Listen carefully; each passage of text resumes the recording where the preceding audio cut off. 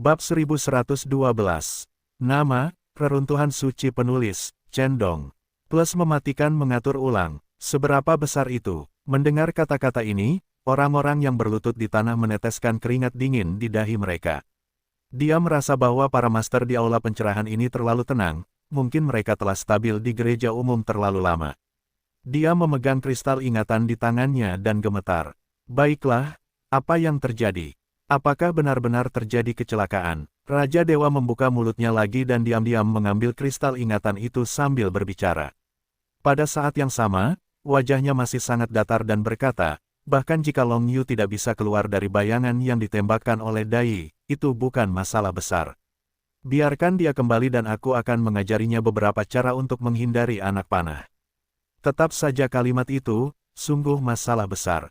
Orang-orang yang berlutut di bawah semakin berkeringat dingin di dahi mereka dan berbisik, kali ini sangat serius. Ada perubahan tiba-tiba di Gua Peri Minghu.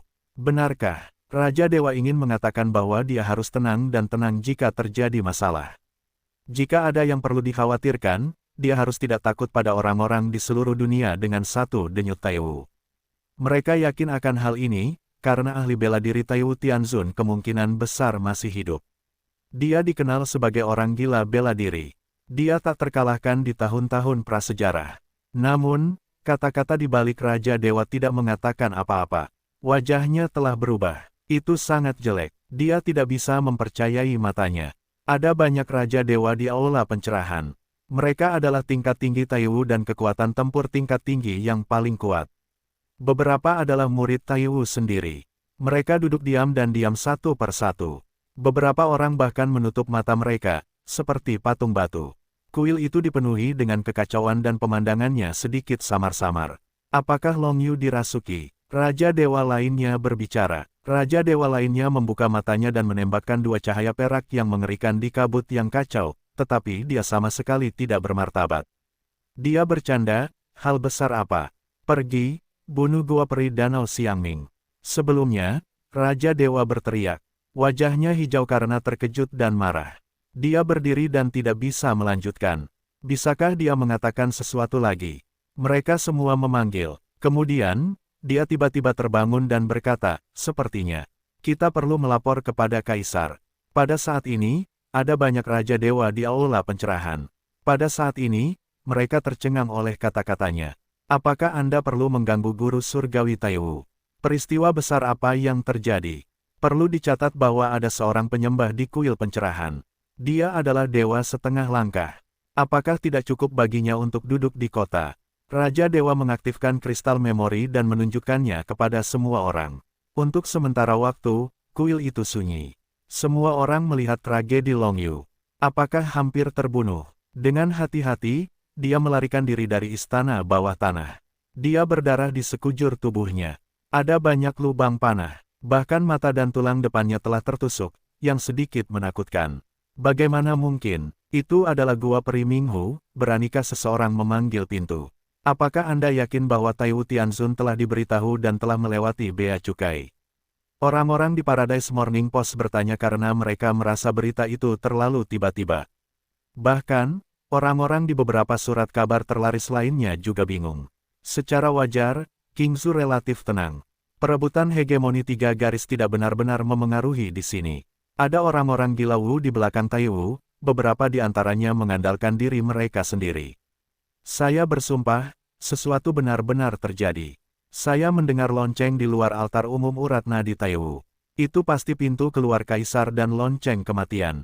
Untuk sementara waktu, surat kabar terlaris, terbitan berkala, platform jaringan, Dell terkenal. Mereka telah menerima berita berturut-turut dan mengatur orang-orang untuk bergegas ke Qingzu. Segera setelah itu, seseorang mendapat berita yang tepat bahwa tempat kecelakaan itu seharusnya adalah Gua Peri Minghu. Banyak orang terkejut bahwa tempat itu tidak sepi. Secara samar-samar, para kepala surat kabar dan terbitan berkala terlaris ini merasa bahwa sebagian besar peristiwa besar telah terjadi, dan berita utama hari ini mungkin sangat kaya. Berapa banyak orang di pos pagi surga yang dekat dengan Qingzu? Saya harus mendapatkan informasi langsung pada saat pertama. Saya mendengar bahwa Taiwu bergegas ke sana secara langsung dan menggali materi besar untuk saya. Surat kabar Tonggu kami selalu menjadi surat kabar terlaris dalam beberapa tahun terakhir, dengan sirkulasi pertama. Kami mengirimi saya beberapa reporter perang yang cakap yang paling dekat dengan King Su. Banyak orang telah mengetahui bahwa sekelompok besar Raja Dewa datang ke sini, dan akhirnya bahkan Dewa datang. Ini adalah berita yang luar biasa. Untuk sementara waktu, ada kekacauan di sini. Chu Feng melarikan diri dan berhasil menjauh dari King Su. Sekarang dia dipisahkan dari sana oleh beberapa negara dan tidak khawatir lagi. Dia berjalan keluar dari guci batu dan mulai menggali di tanah yang padat untuk menemukan lautan debu kuno dan esensi keledai. Jauh di bawah tanah, roh keledai menyanjung seperti kaki anjing. Kakak Gu, aku akan memukul punggungmu dan memijat kepalamu. Aku ahli dalam keahlianku. Bahkan Jidade berkata, dia tertawa dan tidak mengatakannya. Karena Chu Feng berkata bahwa membiarkan dia memijat kepalanya sama saja dengan ditendang oleh seekor keledai. Keledai bodoh, apakah menurutmu ini akan menebus dosa? Gu Chenhai mengintimidasinya. Keledai sialan itu berada di makam leluhur keluarga Taiwu. Dia penuh dengan omong kosong. Esensi keledai tersenyum dan berkata, kakak, kamu tidak tahan balas dendam. Aku dulu bercanda denganmu. Sekarang, aku akan membersihkan papan peti mati untukmu. Lihat, betapa cerahnya itu. Seperti kata pepatah, bersihkanlah sesering mungkin dari waktu ke waktu untuk menghindari debu. Lautan debu kuno ingin memukulnya. Tidak ada apa-apa di sini, mana bisa aku memancing debu. Hah, keledai bodoh, apa yang kau lakukan? Ludah, aku meludah ke mulut. Bersihkan mulutmu. Apakah kepalamu ditendang oleh seekor keledai? Keledai bodoh, gila, apakah kau melakukannya dengan sengaja? Lautan debu kuno melompat dan menepuk papan peti mati. Aku merasa mual, aku tidak akan menendang kepalaku sendiri. Bodoh, aku akan memakanmu dan membuat saus daging keledai. Titik. Chu Feng terdiam beberapa saat. Setelah tiba di sini, Erhu tidak mengatakan apa-apa. Dia dengan cepat menyingkirkan tanah reinkarnasi yang ditinggalkannya. Ah, saudara, guru, ayah, kalian akhirnya datang dan membuatku takut. Kurasa aku adalah burung abadi dan hampir menjadi daging keledai kering. Bajingan bodoh dari masa lalu ini ingin meminum darahku. Untungnya, kau kembali tepat waktu. Pinggang roh keledai segera tegak, tidak lagi takut, dan mengeluh kepada Chu Feng. Lautan debu kuno, Akeong tanda pagar. Akhirnya, seekor keledai dan hantu yang ganas bertanya kepada Chu Feng apa yang terjadi di luar. Baiklah, setelah aku membunuh murid inti Taiwu, aku menjadi gila lagi dan menggali gua peri. Diperkirakan sesuatu yang besar akan terjadi. Baru saja, aku melihatnya di internet. Banyak wartawan perang bergegas ke sana. Lihat ke belakang dan tunggu untuk membaca koran. Seorang hantu yang ganas mendengar bahwa dia tidak bisa berkata apa-apa, dan gerakannya pasti sangat besar. King Su, Ming Hu, Taiwu datang, dan tubuh aslinya datang. Ada kabut, dia diselimuti oleh kekacauan. Semua Raja Dewa memujanya dan merasakan tekanan yang mengerikan saat menghadapinya. Guru, cairan Tiansui mengering dan dicuri. Ini adalah provokasi dan kebencian yang besar. Seorang Raja Dewa membuka mulutnya dengan wajah marah. Dia adalah murid Taiwu. Ming Yu dan Zuo Hong sudah mati, yaitu, Long Yudu telah dipukuli hingga menjadi gila. Itu benar-benar penuh kebencian. Dia tergila-gila pada kita. Sebenarnya, aku tahu tentang Taiwu ini. Itu adalah peristiwa besar bahwa murid inti terbunuh di gua abadi oleh kepribadiannya. Bahkan dia terkejut ketika dia mendapat laporan saat itu. Sekarang, gua peri telah dihancurkan, dan pria itu terlalu banyak memprovokasi. Taiwu menggunakan indera ketuhanan terkuat untuk menyapu seluruh daratan, mencari petunjuk, dan akhirnya memastikan bahwa pengunjung itu menyelinap dari bawah tanah. Kembali ke sumbernya, bisik Taiwu ke seluruh istana bawah tanah. Dia menggunakan kekuatan sihir yang besar untuk kembali dan melihat siapa yang berani begitu berani. Namun, pada akhirnya, dia gagal dan gagal melacaknya kembali. Ini adalah, seorang Raja Dewa menghisap AC. Ada kemungkinan yang jelas bahwa hal semacam ini bisa terjadi. Dewa tertinggi datang ke sini dan menggunakan caranya untuk menipu rahasia surga. Kalau tidak, itu akan menjadi pukulan yang kuat. Bahkan Taiwu Tianzun tidak dapat menahannya.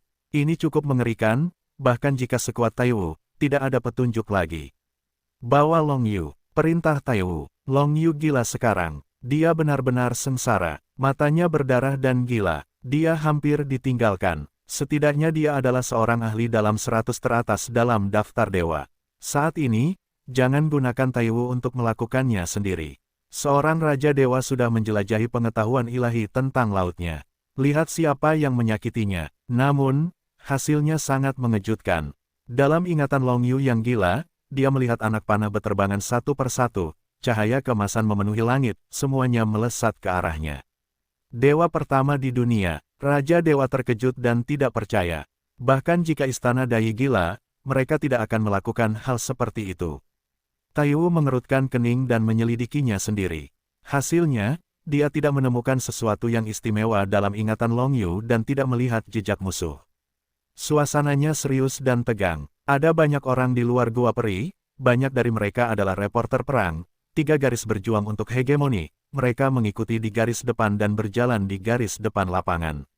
Orang-orang ini berusaha sebaik mungkin untuk mengetahui cerita di dalam. Akhirnya, mereka memiliki banyak kekuatan dan mengetahui beberapa berita. Yang pertama adalah tentang Long Yu, karena mereka telah melarikan diri dengan gila-gilaan dan bahkan berlari ke Minghu sekaligus. The Heaven Morning Post memiliki berita terbaru untuk Anda. Sesuatu yang serius telah terjadi pada murid inti Taiwu Tianzun. Secara khusus, mata Long Yu telah ditusuk dan berdarah. Tidak kurang dari 40 lubang darah di sekujur tubuhnya. Dia terluka, dan dia gila. Long Yu gila dan kerasukan. Berita seperti itu menyebar ke dunia luar. Menurut berita terbaru dari platform Tonggu, Long Yu dibuat gila oleh orang-orang.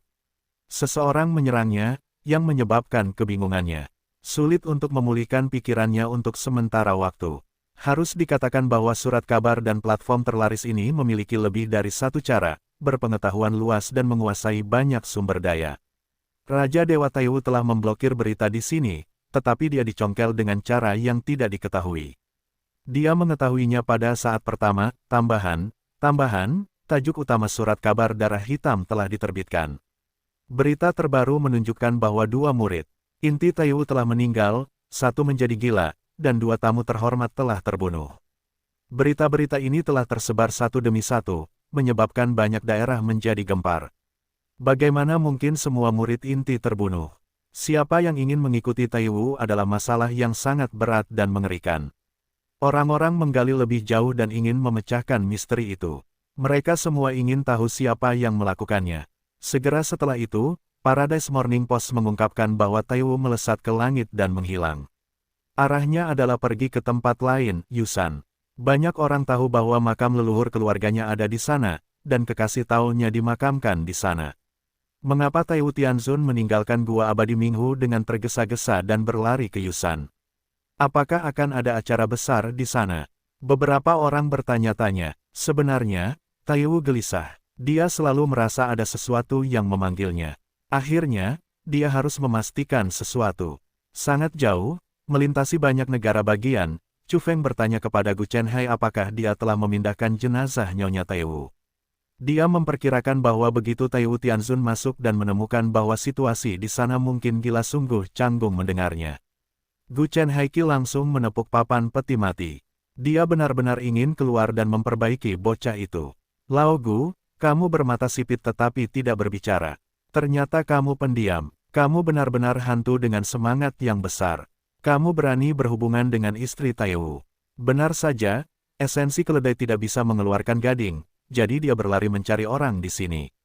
Di sarkofagus Tianjin, lautan debu kuno menjadi tenang dan membencinya. Dia berkata, aku tidak mengenal lautan debu kuno sepanjang hidupku. Tidak ada gunanya memanggil yang kuat. Kalian semua terlalu vulgar. Lao Gu, kamu tidak meninggalkan ekor? Tanya Chu Feng. Gu Chenhai tidak ingin berbicara dengannya, tetapi dia akhirnya menjawab. Jangan khawatir, aku adalah orang yang pernah mati. Sekarang aku belum sepenuhnya dibangkitkan dan abadi. Aku sedikit terpisah dari dunia. Selain itu, tanah reinkarnasi yang ditinggalkan sebelum kau pergi ditempelkan di peti mati, jadi tidak mungkin meninggalkan cacat. Di pegunungan terpencil, mesin cuaca pecah, dan energi Tianzun merajalela. Akibatnya, seluruh area bergema. Secara khusus, ada medan perang prasejarah di area ini.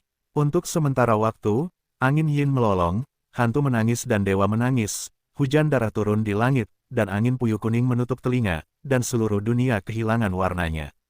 Hari itu, Taiwu marah. Gunung Yusan diblokir. Tidak seorang pun di luar tahu apa yang terjadi di sini. Suatu hari dan satu malam kemudian, Taiwu bergegas kembali ke Gua Abadi Danau Minghu untuk menunjukkan kekuatan gaibnya. Dia tidak ragu untuk menghabiskan kerja kerasnya untuk mencari tahu siapa yang melakukan kejahatan di sini. Jelas, dia ingin mencari tahu siapa pelakunya. Di makam leluhur, dia meniup paru-parunya, tetapi tidak ada petunjuk. Dia membunuhnya lagi. Namun, sepanjang hari, Taiwu masih belum mendapatkan panen. Dia hampir membalik istana bawah tanah dan akhirnya hanya menemukan debu yang berbeda. Ini adalah Taiwu. Anda dapat menemukan butiran debu yang sangat umum. Anda bahkan berpikir itu tidak normal. Jika orang biasa, bagaimana mereka bisa memperhatikan? Sebutir debu terlalu kecil untuk diabaikan. Selain itu, butiran debu ini biasa saja dan tidak berbeda dengan tanah biasa. Namun, Taiwu memiliki intuisi dan selalu merasa bahwa itu agak berbeda. Ini adalah kelalaian Chu Feng. Pada saat itu, dia menyebarkan terlalu banyak tanah reinkarnasi, mengangkatnya berkeping-keping dan jatuh ke tanah. Bahkan jika dia sangat berhati-hati, dia masih meninggalkan sebutir debu pada akhirnya. Tetapi itu bukan masalah besar. Taiwu belajar untuk waktu yang lama. Pada akhirnya, dia tidak menemukan apa yang istimewa dari debu ini, tetapi dia merasa berbeda di dalam hatinya. Kamu menjaga di sini untukku. Aku harus mencari tahu kebenarannya, kata Taiwu dengan suara yang dalam. Dia benar-benar marah, bahkan jika murid inti meninggal. Bahkan kuburan leluhur digali, yang tak tertahankan. Dia memiliki niat membunuh yang tak terbatas di dalam hatinya, yang sudah mendidih. Taiwu pergi untuk berkonsultasi dengan gurunya. Ngomong-ngomong, dia meminjam cermin terpencil untuk melihat apa yang terjadi di masa lalu. Itu adalah guru dari mentornya, orang gila Wu. Itu adalah harta surgawi yang diberikan di masa lalu. Itu dikenal layak untuk menghancurkan masa lalu. Taiwu pergi dan bersumpah untuk mencari tahu tangan hitam itu dan tidak pernah mati. Bahkan sebagai dewa surgawi, dia kehilangan sikap acuh tak acuh dan ketenangannya hari ini. Makam leluhur telah digali. Bahkan ayah surgawi tidak tahan. Terlebih lagi, kuburan taunya, kuburan besar yang dia bangun dengan susah payah, sebenarnya muncul sebagai gua pencuri. Putra pamannya datang ke sini untuk mencuri makam. Itu membuatnya kesal. Di Danau Ming, perahu bambu hijau, perahu langit 5 warna, 7 harta dan perahu kaca berwarna berdesakan di sini. Ada juga banyak kapal dewa yang mengapung di atas danau roh, dengan rune yang berkelap-kelip dan pita-pita cahaya. Pada hari ini, saya tidak tahu berapa banyak evolusionis yang datang. Banyak orang datang dari medan perang garis depan. Mereka adalah wartawan lapangan dan dikenal sebagai pejuang di antara para pengumpul informasi. Taiwu mengalami kecelakaan. Bagaimana mungkin itu tidak menyebabkan getaran? Karena denyut ini terlalu kuat. Guru Taiwu muncul di Yinzhu belum lama ini. Ada ledakan besar di Yinzhu. Ada lubang surga, yang diduga mengalir melalui seluruh Yangjian. Itu telah berubah menjadi daerah terlarang ke-21 di Yangjian. Dilaporkan bahwa seseorang melihat guru Taiwu dengan rambut putih dan wajah giok. Dia pernah berdiri di luar Yinzhu, menunjukkan bahwa dia tidak hanya hidup, tetapi juga berada di puncak. Siapa yang berani mengambil tangan hitam dengan urat nadi yang begitu kuat?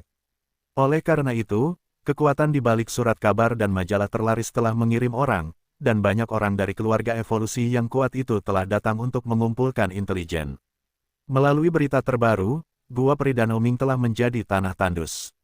Aku dapat dengan jelas merasakan hilangnya esensi danau dan esensi gunung serta sungai. Begitu berita itu keluar, terjadi keributan di mana-mana, dan musuh yang datang terlalu kejam. Mereka meninggalkan Gua Peri. Tempat seperti ini lebih berharga daripada beberapa murid inti. Ini sama saja dengan menghancurkan fondasi Taiwu. Halo, teman-teman hadirin, aku Hun Peng, seorang reporter perang. Sebagai seorang Peng, aku bersumpah bahwa apa yang aku katakan itu benar. Aku telah lama dibangun menjadi mata surgawi. Belum lama ini, aku melihat melalui kabut yang kacau di luar Danau Minghu dan melihat tubuh asli Taiwu Tianzun pergi. Wajahnya biru besi dan jari-jarinya gemetar. Dia sangat marah. Reporter Peng sangat bersemangat dan memperkenalkan situasinya. Menurut tebakannya, ada hal-hal yang lebih menakjubkan di dalamnya. Kalau tidak, bahkan jika beberapa murid inti meninggal, bahkan jika sumsum surgawi hilang, itu tidak akan membuat martabat surgawi seperti ini. Tianzun memiliki sikap dan ketenangan pikirannya sendiri. Dia dikenal sebagai runtuhnya langit dan bumi, dan wajahnya tidak akan berubah. Selanjutnya, surat kabar dan majalah besar mengirim pengumpul intelijen medali emas dan mengirim reporter S-Combat untuk menggali lebih jauh dan mengungkapkan informasi. Seorang Raja Dewa yang kuat datang, dan bahkan Ban Bu Tianzun merasa terganggu. Dia mengambil pandangan surga, dan menggunakan penglihatan langit dan pendengaran bumi untuk memantau gua abadi Minghu. Taiwu menemukan tempat duduk gurunya, mendarat di tempat yang indah dan datang ke sebuah gua kuno. Di luar gua, ada tanaman induk kipas pisang Tianhuo yang tumbuh. Itu memancarkan api tipis dan dipenuhi dengan kekacauan. Ada gagak emas dan gagak hitam, yang bertanggung jawab untuk menjaga portal gua. Guru, saya akan meminjamnya untuk melewati wilayah terpencil. Taiwu berlutut di luar gua dan memberi hormat kepada wanita di kedalaman kabut yang kacau itu dengan penuh hormat, menunggunya bangun. Tak lama kemudian, dia mendengar desahan manis dan berkata, "Bangun dan bicaralah." Untuk sesaat, Taiwu menahan amarahnya, menceritakan kisahnya, memberikan sebutir debu, dan meminta wanita cantik berambut putih itu untuk melihatnya. Dia tidak dapat melihat jenis tanah apa itu. Itu sangat aneh. Dia mengerutkan kening, tetapi pikirannya tidak membuahkan hasil. Perlu dicatat bahwa dia mengetahui hampir semua jenis tanah di dunia, meskipun dia tidak memilikinya atau melihatnya, tetapi dia juga pernah mendengarnya. Dia telah melihat langit dan bumi yang mengolah guru surgawi dan bumi abadi yang dapat memelihara ki dan darah. Bahkan Yutu, yang dikatakan dapat mengolah buah tingkat Daewo, belum melihatnya dengan matanya sendiri, tetapi dia juga pernah mendengarnya. Selain itu, dia beruntung melihat beberapa kata tentang beberapa tanah aneh yang tercatat dalam buku-buku sejarah yang dapat mengolah berbagai jenis buah yang tak terkalahkan. Namun, mereka berbeda dari debu ini, bukan genus. Lama kemudian, dia teringat sebuah cerita lama. Dia samar-samar mendengar bahwa saingan berat gurunya sedang mencari sejenis tanah. Bukankah ini kebetulan sekali? Apakah ini jenis tanah ini? Kalau tidak, tanah lainnya bisa ada di nomor itu, dan aku mengetahuinya. Bahkan wanita itu mengerutkan kening dan bertanya-tanya. Ini mengejutkan Taiwu, dan apa yang tidak diketahui gurunya. Anda tahu, gurunya adalah murid muda kesayangan orang gila Wu, dan dia mendapatkan kebenarannya. Guru, bisakah Anda menebak siapa yang melakukannya? Jurus ini terlalu penuh kebencian. Jurus ini pasti melibatkan orang kuat di alam yang sangat dalam. Kalau tidak, bagaimana dia bisa memasuki istana bawah tanah? Namun, dia benar-benar menggali kuburan leluhurku dan membantai murid-muridku yang lebih muda. Terlepas dari identitas dan wajahnya, dia terlalu penuh kebencian untuk menjadi tangan hitam di nadi kita. Taiwu tidak puas dan marah. Dia ingin meminta gurunya untuk meninggalkan celah dan mengambil cermin Tongyu untuk memeriksanya secara menyeluruh. Tangan hitam, wanita dengan rambut putih dan wajah wanita itu terkejut. Dia menarik napas dalam-dalam dan berkata, apakah benar-benar orang di nadi itu? Selama bertahun-tahun, sebagai orang gila bela diri, dia tidak takut pada orang-orang di seluruh dunia atau siapapun. Dia tidak takut bahkan jika dia bertemu dengan beberapa kekuatan Tao. Namun, hanya satu denyut nadi yang membuatnya sangat takut pada awalnya. Pada tahun-tahun itu, bahkan gurunya yang sombong pun diserang oleh tangan hitam. Setelah duel 800 gerakan, dia dipukuli sampai mati dan melarikan diri. Denyut nadi yang mana? Taiwu terkejut. Bahkan tuannya pun ragu dan menunjukkan ekspresi bermartabat. Kelihatannya agak mengerikan. Wanita berambut putih itu tidak menanggapi. Setelah dipikir-pikir dengan saksama, sebutir debu itu sangat mirip dengan tanah yang dicari pria itu, dan kali ini, gaya perilakunya masih tangan hitam, mirip dengan urat itu. Ini, bagaimana mungkin dia tidak terkejut?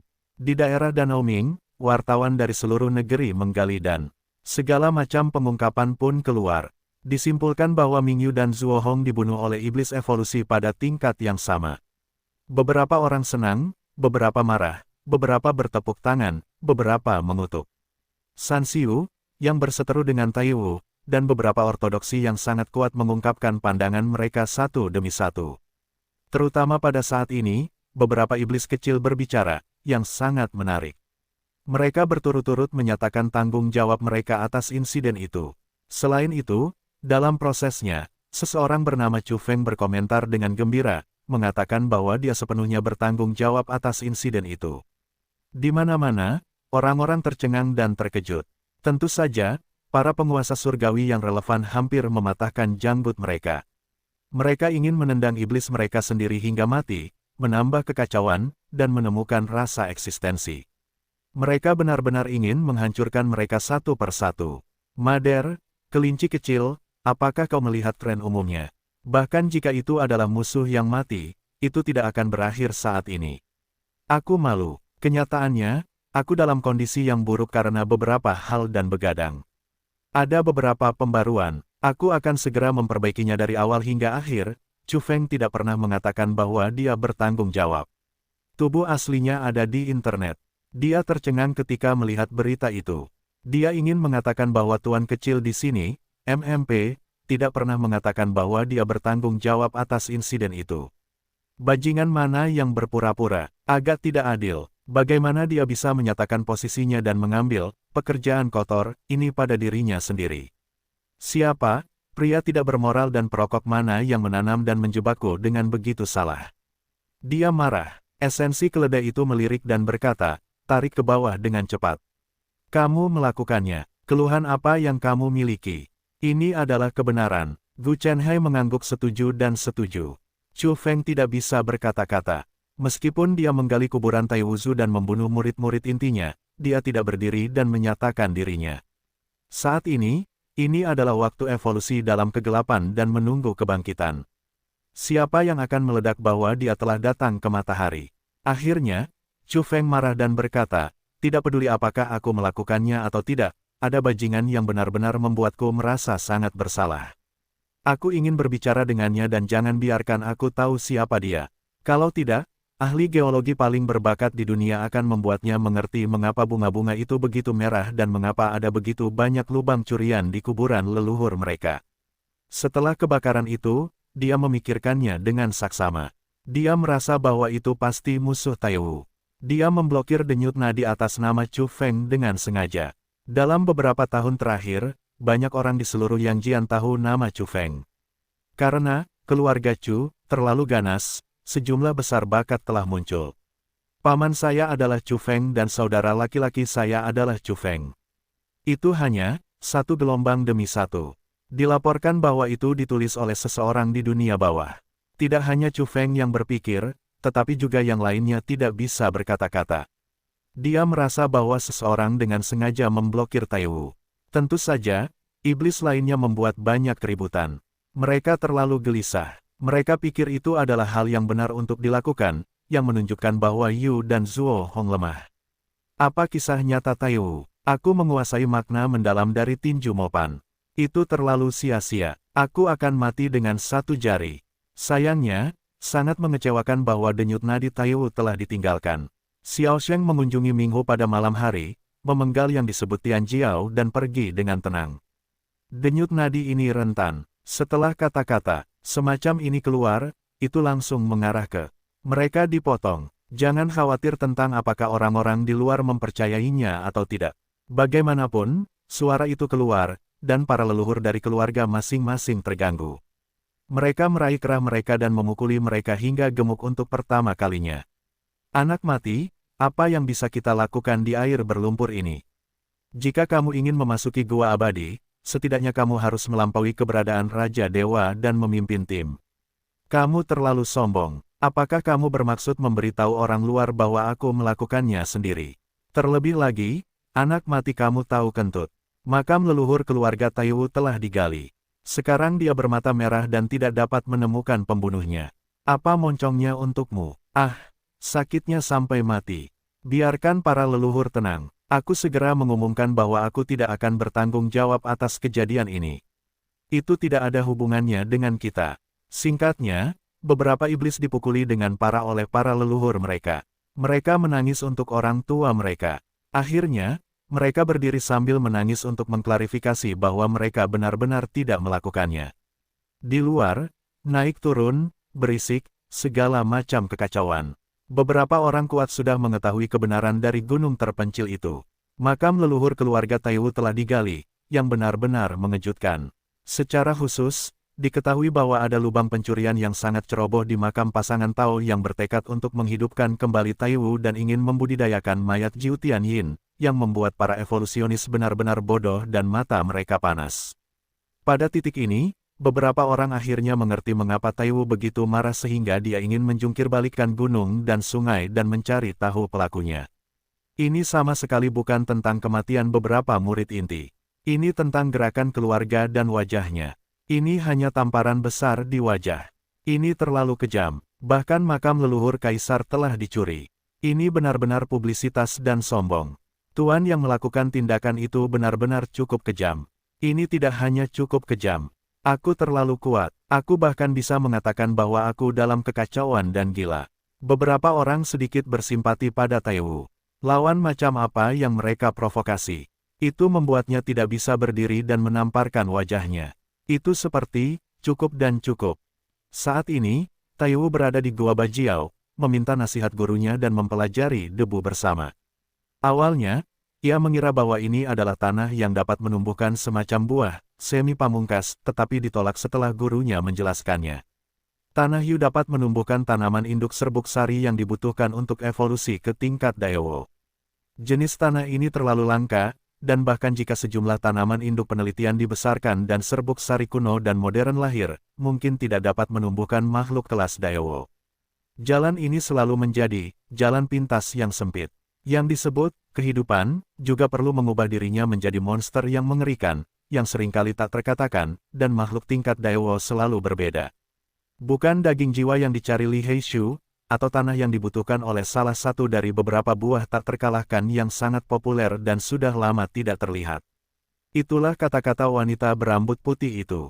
Dia menentukan kisaran terakhir. Ini adalah jiwa dan daging, atau tanah yang sesuai dengan beberapa buah tak terkalahkan yang telah lama hilang di era penguburan makhluk abadi sebelum kesalahan peradaban evolusi. Akhirnya, Taiwu berhasil mengundang gurunya keluar dari celah gunung dan pergi ke Minghu secara diam-diam. Pertama-tama, dia melakukannya sendiri dan menggunakan cermin terpencil yang diberikan oleh wanita berambut putih itu untuk menerangi istana. Bawah tanah yang terbengkalai di Gua Abadi, untuk kembali ke masa lalu. Namun, dia bahkan menunjukkan kabut putih, kabur, dan tidak melihat siapapun. Ini membuatnya menghisap AC dan harus meminta wanita berambut putih itu untuk melakukannya sendiri. Hah, alis wanita cantik itu terkunci dalam. Dia juga menembak, tetapi dia tetap tidak mendapatkan apapun. Cermin Tong Yu mengaku mengetahui segalanya tentang masa lalu. Itu milik kumpulan orang gila Wu. Itu sebenarnya tidak valid. Ini adalah hasil dari campur tangan rahasia surga. Seseorang melakukannya dengan sengaja. Mereka pergi ke Yusan, hasilnya masih sama, dan kemudian kembali ke Minghu. Ini, apakah jiwa dan daging yang menutupi segalanya dan menyebabkan hasil seperti itu? Wanita berambut putih itu berbicara pada dirinya sendiri. Dia menjadi semakin curiga bahwa tangan hitam Li, yang juga dikenal sebagai Li yang berani, adalah kemunculan kembali garis keturunannya. Dalam hidupnya, dia memiliki banyak tangan hitam pada orang-orang. Dilaporkan bahwa dia dengan panik mencari semacam tanah. Bisakah kita mengatakan bahwa menemukan tanah semacam ini untuk membuatnya lebih mudah untuk tangan hitam? Itu dapat menutupi napas dan langit. Kata-kata canggung seperti itu membuat wanita berambut putih itu mengerutkan kening. Akan sangat mengerikan jika itu melibatkan pembuluh darah itu. Cobalah dengan setetes darah asli yang diberikan oleh guru kita. Dia bertekad dan tidak ragu untuk menghabiskan darah asli yang diberikan oleh orang gila Wu di masa lalu. Itu dipadatkan dari saripati darah Wu Matman dan disegel dalam botol yang terbuat dari bahan-bahan alami khusus dan harta karun bumi. Hanya beberapa tetes, yang dipantulkan melalui peralatan transparan, hanya akan menghancurkan kehampaan dan menghancurkan keabadian. Wanita berambut putih itu hanya menuangkan satu tetes, yang jatuh di cermin transparan, menyusup dan membuatnya bersinar, yang tampaknya menerangi seluruh dunia kuno sekaligus. Untuk saat seperti itu, belum lagi makhluk lain, Taiwu gemetar.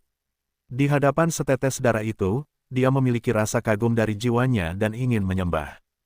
Tetesan darah asli yang sangat kuat itu memancarkan napas tertinggi menembus ruang dan waktu. Tampaknya ada sosok yang berdiri dengan gagah di akhir zaman kuno, menekan tahun-tahun dan memotong zaman kuno.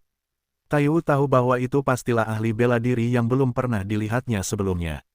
Dia adalah orang gila Wu yang tak terkalahkan. Pada saat ini, bahkan wanita berambut putih itu gemetar. Untungnya, zat-zat mematikan dari setetes darah itu dimurnikan dan tidak diturunkan, jika tidak, akan terjadi bencana besar. Setelah dibasahi ke dalam cermin Tongyu, setetes darah itu segera menghilang dan berubah menjadi lingkaran cahaya. Cahaya itu intens dan Ruixia melonjak. Yah, lihat, itu adalah remaja. Wanita berambut putih itu tampak seperti batu giok. Bahkan jika dia telah hidup lama, bibir merahnya masih cerah dan lembab. Dia tidak dapat melihat jejak yang ditinggalkan oleh waktu di wajahnya. Saat ini, dia terkejut. Sayangnya, sosok pemuda itu terlalu samar. Gelap dan kabur. Dia tidak bisa melihatnya dengan jelas, tetapi dapat dilihat bahwa dia telah melakukan gerakan yang kuat di istana bawah tanah. Dia membunuh Mingyu, Zhuo Hong, dan 2 murid inti dari saudari senior Taiwu. Sayang sekali kita telah menemukan petunjuk dengan jelas dan melihat sebagian kebenarannya, tetapi terlalu lemah untuk mengidentifikasinya secara menyeluruh. Selain itu, ada bayangan mengerikan di sekitar bocah itu, yang sama sekali tidak dapat diungkap. Apakah itu seperti seseorang yang mengikuti bocah itu? Sebenarnya, itu adalah guci batu, yang tidak dapat menunjukkan bentuknya. Itu seperti jurang, dan Ruosumi. Itu ditekan di sana. Itu membuat orang merasa bahwa itu adalah orang kuat pamungkas yang memegang kendali, dan terlihat seperti makhluk humanoid. Astaga, tetesan darah itu habis. Cermin terpencil itu redup dan tidak dapat melihat apapun lagi. Namun, pada saat-saat terakhir, wanita berambut putih itu masih menangkap secercah kebenaran, dan tanah di cermin itu juga sangat kabur, seperti sedang mengaspal tanah khusus, yang memengaruhi cermin transparan itu. Apakah itu jiwa dan daging, tanah khusus yang menutupi segalanya? Wanita berambut putih itu menghisap AC. Dia tidak percaya, apakah tanah seperti itu ada di seluruh tanah. Dia mengeluarkan butiran debu dari Taiwu dan menaruhnya di cermin Tongyu. Dia ingin kembali. Benar saja, dia gagal, tetapi dia memastikan bahwa itu kabur di cermin. Telah dipastikan bahwa ada lapisan tanah di tanah saat itu, yang menutupi rahasia surga. Kerja keras wanita berambut putih itu seperti sungai. Dia merasa bahwa meditasi bertahun-tahun tidak dapat menahan palpitasi di hatinya, dan beberapa ide menjadi gila. Li Heng, dia tidak mati. Dia terkejut, bahkan menyeramkan. Dia menduga bahwa dalam kabut yang tak terlihat itu, seperti bayangan makhluk evolusi terakhir, mungkin itu adalah Li Heng. Dia menemukan daging jiwa, tanah yang istimewa itu. Selain itu, dia tampaknya telah menemukan penerus yang disukai dan menemukan masalah di departemen mereka lagi, seperti dia memiliki tangan hitam pada orang gila Wu di tahun-tahun itu, tetapi sekarang dia datang dengan masa mudanya yang disukainya, dengan gaya yang sama dan diwariskan dari generasi ke generasi. Tuan, ada apa? Apa yang Anda lihat? Tanya Taiwu. Saya merasa, suara wanita berambut putih itu bergetar dan berkata, tangan hitam prasejarah Li Heng telah kembali. Bahkan jika itu bukan Li Heng, itu juga seseorang yang berhubungan dengannya, atau kemunculan kembali reinkarnasinya. Ini adalah penilaian seorang wanita berambut putih dan intuisi yang mengerikan. Taiwu Dun menyeramkan. Meskipun dia tidak lahir di era itu, dia pernah mendengarnya, dan telah mencari masa lalu pria itu dan menyelidiki segala macam kabut kematian terakhirnya. Guru, apakah Anda perlu melihat darah asli guru itu lagi? Taiwu bertanya. Tidak, sama saja melihatnya lagi. Itu hanya akan membuang-buang darah asli. Darah guru kita yang tersisa hanya sedikit. Kita tidak bisa menyia-nyiakannya lagi. Apakah kamu masih hidup? Apakah kamu belum mengonfirmasi berita itu? Apakah kamu ingin pergi dan melihatnya? Taiwu berbisik. Dia merasa cemas. Guruku sedang mengasingkan diri. Aku tidak tahu apakah dia masih hidup sekarang. Aku harap dia bisa selamat. Wanita berambut putih itu penuh dengan kekhawatiran. Itu benar-benar rahasia besar. Dunia luar sama sekali tidak mengetahui detailnya. Dia berkata dengan sungguh-sungguh, kali ini melibatkan tangan hitam besar Li Heng. Aku harus pergi ke area terlarang di jalan kematian guru kita untuk melihatnya. Wanita berambut putih itu pergi, karena dia selalu merasa bahwa dia terlibat dalam sebab akibat yang besar dan memiliki kegelisahan yang kuat. Dia menjadi semakin curiga bahwa Li Heng kembali, entah nyata atau bereinkarnasi. Kalau tidak, Itu membuatnya tanpa alasan. Ada rasa dingin di hatinya yang terdalam dan rasa takut tentang masa depan Chu Feng menyeka keringatnya. Ia menyadari bahwa ia hampir mengungkapkan jati dirinya yang sebenarnya. Belum lama ini, ia merasa bahwa ia dirugikan, dan seseorang mengatakan bahwa ia bertanggung jawab atas insiden Gua Peri Minghu atas nama Chu Feng, yang membuatnya marah. Ia mengatakan bahwa seseorang telah menjebaknya dan menyiramnya dengan air kotor. Untungnya, roh keledai itu jatuh ke tanah, dan Gu Chenhai berada di dalam peti mati tanpa jaringan. Ia keliru mengira bahwa seseorang di luar mengaku bertanggung jawab atas insiden itu atas nama Ji Dade. Chu Feng sangat bersalah. Ia begitu bersemangat hingga hampir mengungkapkan jati dirinya. Itu berbahaya. Ia diam-diam waspada dan membutuhkan perhatian di masa mendatang. Dade, kau sangat tegas dan memiliki pemahaman yang baik tentang panas. Kau memiliki beberapa keterampilan saudaraku di tahun-tahun itu. Gu Chenhai memuji Chu Feng, terlepas dari apakah itu tulus atau tidak. Roh keledai itu curiga dan bergumam, betapa deja vu, sedikit familiar. Sepertinya aku memiliki orang seperti itu dalam kesanku. Warnanya agak membingungkan. Apa selanjutnya? Tanya lautan debu kuno. Kultivasi pikiran, kultivasi tubuh, dan hormati matahari. Chu Feng tampak seperti dewa. Sekarang dia memiliki rasa sukacita dan panen. Perjalanannya ke Gua Abadi Minghu telah berhasil sepenuhnya, membunuh murid-murid inti Taiwu, dan dia telah mengembangkan tubuh emas. Dia telah mencapai level ini sebelum menggunakan serbuk sari. Yang terpenting adalah dia baru berusia 10 tahun dan menantikan masa depan, yang akan menjadi keuntungan bawaan dari teror. Dalam kehidupan ini, dia berjalan sangat cepat di jalan evolusi, bertekad dan radikal. Ini adalah pencapaian dasar untuk memulai jalan terkuat. Tidak mudah untuk bangkit di lingkungan yang didominasi oleh keluarga bangsawan dengan sejarah 100 juta tahun. Hanya untuk membebaskan diri dan berdiri menyendiri. Tubuh emas, saya ingin mempertimbangkan penyucian daging. Dalam kata-kata keluarga Buddha, itulah Buddha sejati yang berjalan di bumi. Tubuh Chu Feng bersinar, dan tubuh emasnya kuat dan kokoh, seperti tubuh abadi. Ketika darah dan qi-nya melonjak, dia menjalankan metode pernapasannya dan menjadi semakin luar biasa. Cairan Tianshui mengirimnya ke medan tubuh emas. Diperkirakan efeknya akan mulai menurun tajam. Dia siap untuk mengambil tindakan lagi. Minghu, orang-orang dari surat kabar terlaris, terbitan berkala, dan berbagai sekte evolusi masih berkumpul bersama untuk menjelajahi berita terbaru. Kali ini, urat nadi Taiwu sangat memalukan. Mereka secara alami ingin menjelajah. Berani menggali kuburan Taiwusu. Tulisan seperti ini terlalu menakjubkan. Taiwu menyuruh gurunya pergi. Dia sedang dalam suasana hati yang buruk. Kali ini, mungkin denyut nadi Li Fu yang menyebabkan wajahnya menjadi muram. Dia berdoa dalam hati agar guru bela diri itu sehat dan hidup. Kalau tidak, begitu situasi di bawah matahari memburuk di masa mendatang, bagaimana mereka bisa bertahan tanpa mengandalkan hal semacam itu? Pada hari itu, Taiwu menyerang, langsung menerobos masuk ke kediaman lawan, membunuh di depan gerbang gunung, dan memohon pernyataan yang kuat dan mendominasi. Karena setan-setan kecil seperti ini pernah mengatakan bahwa mereka bertanggung jawab atas insiden itu, meskipun kemudian mereka menarik kembali kata-kata mereka dan tidak lagi mengakuinya. Tetapi Taiwu tetap datang. Dia benar-benar tertekan dan sangat marah. Karena dia tidak bisa memburu pembunuh yang sebenarnya untuk sementara waktu, dia pergi mencari nasib buruk orang lain. Bajingan kecil, aku membiarkanmu berbicara omong kosong. Aku membiarkanmu mengambil bajingan ini untuk dirimu sendiri. Aku tidak bisa mengalahkanmu sampai mati. Tidak diragukan lagi bahwa lawan Taiwu sangat tegas dan mengalahkan keturunannya lagi. Dalam hal ini, dia tidak ingin berkelahi dengan Taiwu yang datang ke pintu.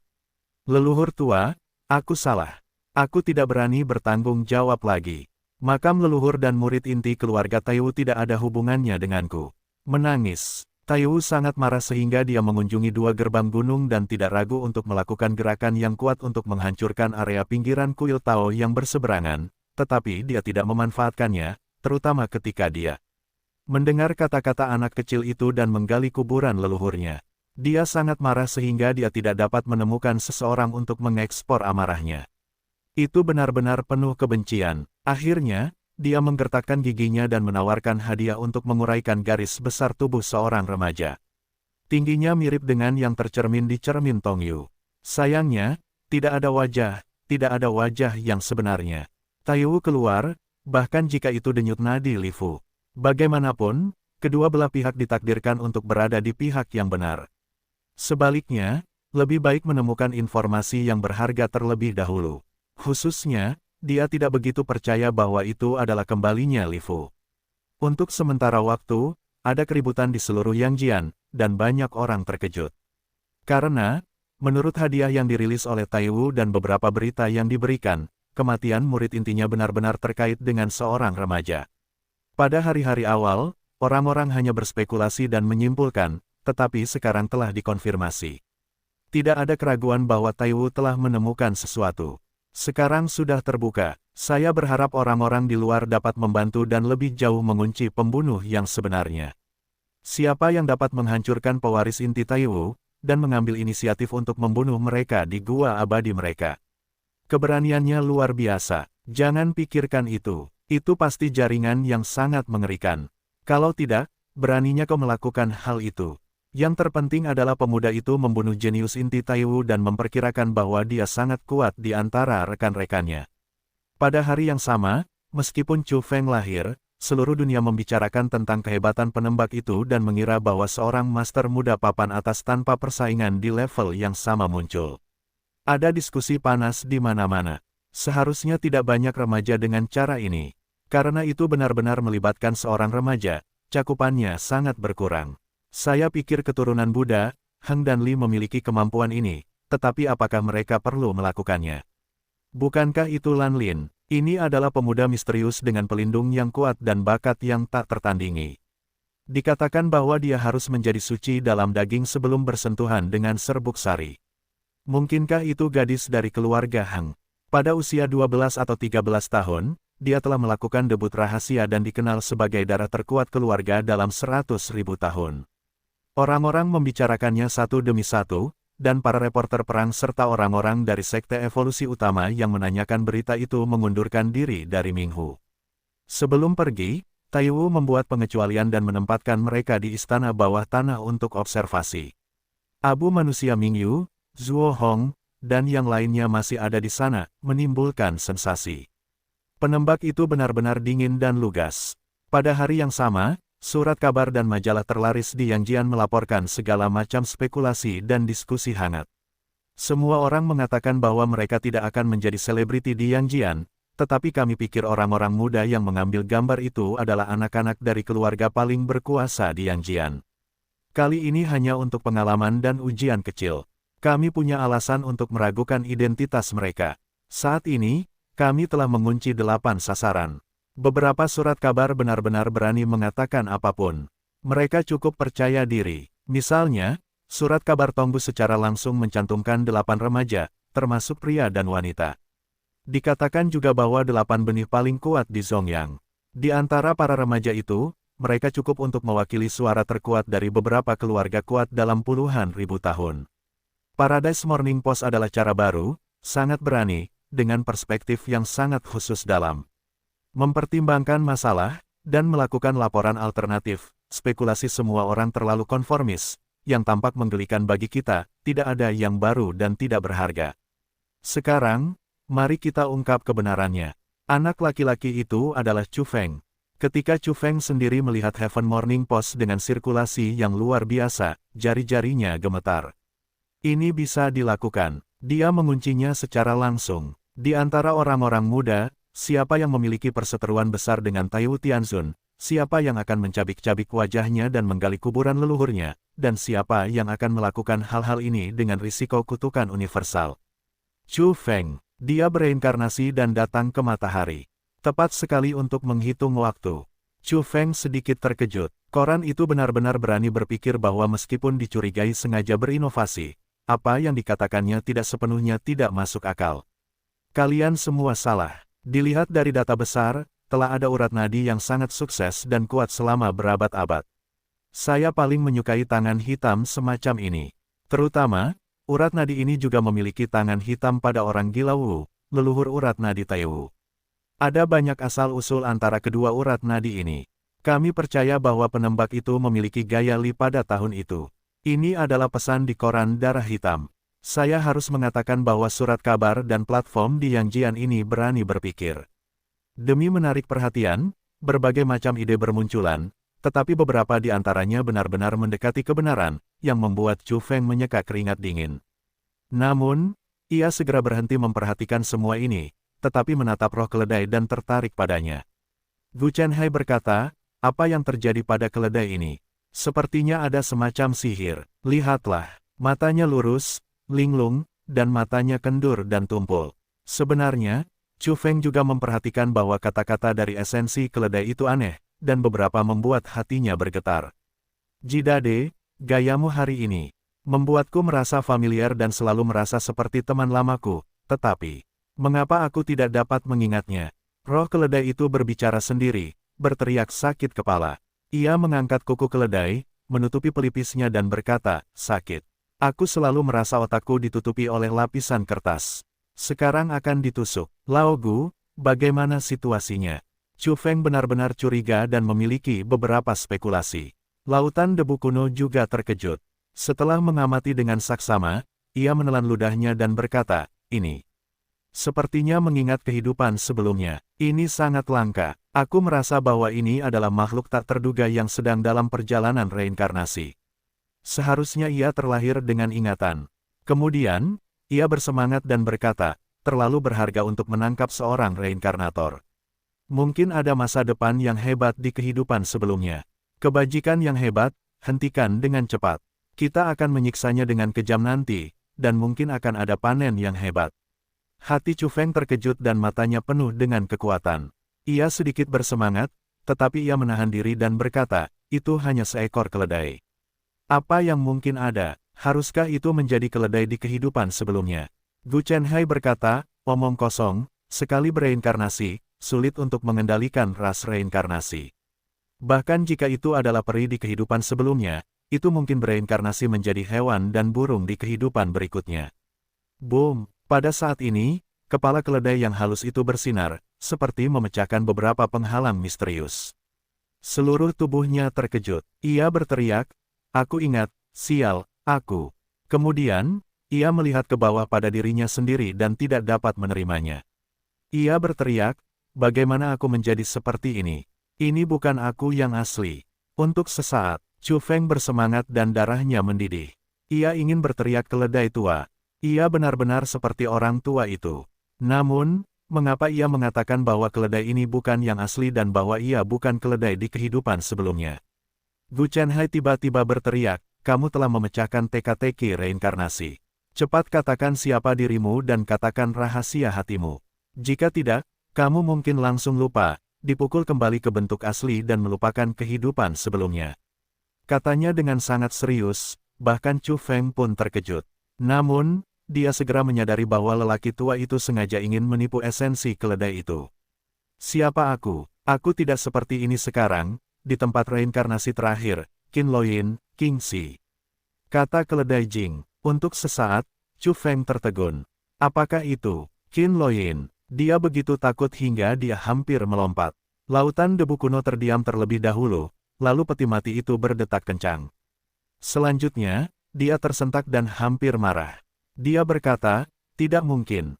Di zaman prasejarah, Putri Surgawi Jalan Kuno dan kecantikan pertama King Xi yang asli, bagaimana bisa bereinkarnasi seperti ini? Puisi hijau adalah mimpi yang tidak pernah dilupakan oleh Lautan Debu Kuno. Putri Surgawi Tao Kuno, wanita cantik pertama di zaman prasejarah, memiliki gaya yang unik. Lao Gu telah membicarakannya lebih dari sekali di depan Chu Feng. Sekarang, Lautan Debu Kuno terkejut dan marah dengan pemandangan di depannya, dan sangat marah. Bahkan, dia ingin menangis saya kembali. Sebelum pembaruan, mari kita bicarakan alasan jeda 2 hari. Mereka yang masuk rumah sakit mengalami demam dan bronkitis parah. Kalau tidak, saya tidak melakukannya. Saya dulu menolak masuk rumah sakit karena penyakit apapun. Saya tidak bisa langsung pergi kali ini. Terima kasih telah membuat semua orang menunggu. Setelah pulih, mulailah berolahraga secara aktif dan tingkatkan fisik Anda.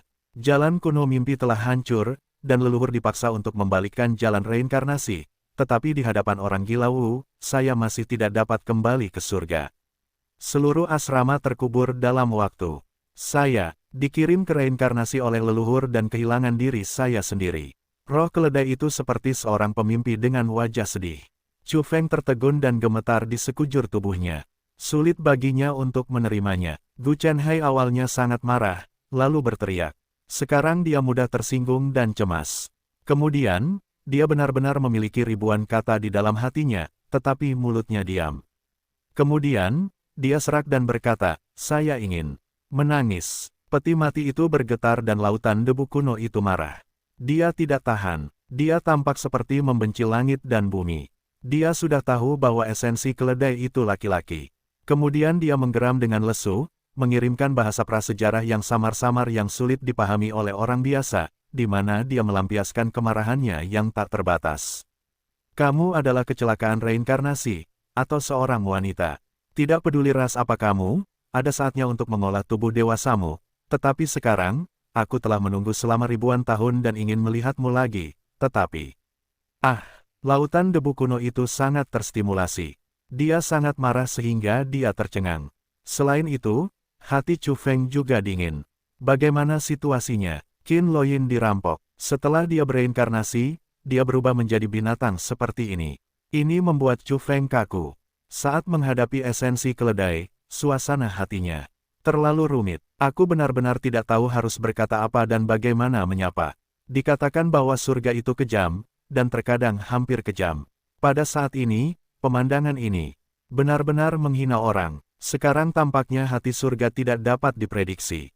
Terkadang teror di jalan reinkarnasi tidak hanya darah dan tulang, tetapi juga lebih kejam, membunuh orang. Dalam Perang Dunia Pertama tahun itu, kamu memasuki tanah reinkarnasi, meninggalkan tubuh masa depanmu, melintasi waktu dan ruang dan kembali ke matahari. Sayang sekali, roh keledai itu berbicara pada dirinya sendiri, tertekan dan sangat tumpul. Hati Gu Chenhai melambung tinggi. Dia memikirkan puisi hijau di prasejarah. Dia memiliki lamunan yang tak ada habisnya dan berharap untuk melihat reinkarnasinya lagi, tetapi sekarang dia ingin menghapus ingatan ini. Aku tidak takut kehilangan muka. Jangan membujukku untuk menangis dulu, terisak-isak. Lao Gu menangis, sedih sekali, menelan ludah, sedihnya tak terbandingkan. Selama bertahun-tahun yang terkutuk ini, dia menangis dan mengutuk. Jika prasejarah tidak meninggal dan mengubur segalanya, mengapa dia datang ke sini? Selain itu, dia mengutuk Wu Si gila, sombong dan kejam. Dia bahkan tidak melepaskan kecantikan pertama di dunia. Dia tidak memiliki kebencian, tetapi dia membunuhnya. Dia menangis tanpa henti, selalu sedih dan tampak tanpa cinta. Dia berguling-guling di peti mati. Gempa bumi meraung seperti gempa bumi dan tsunami.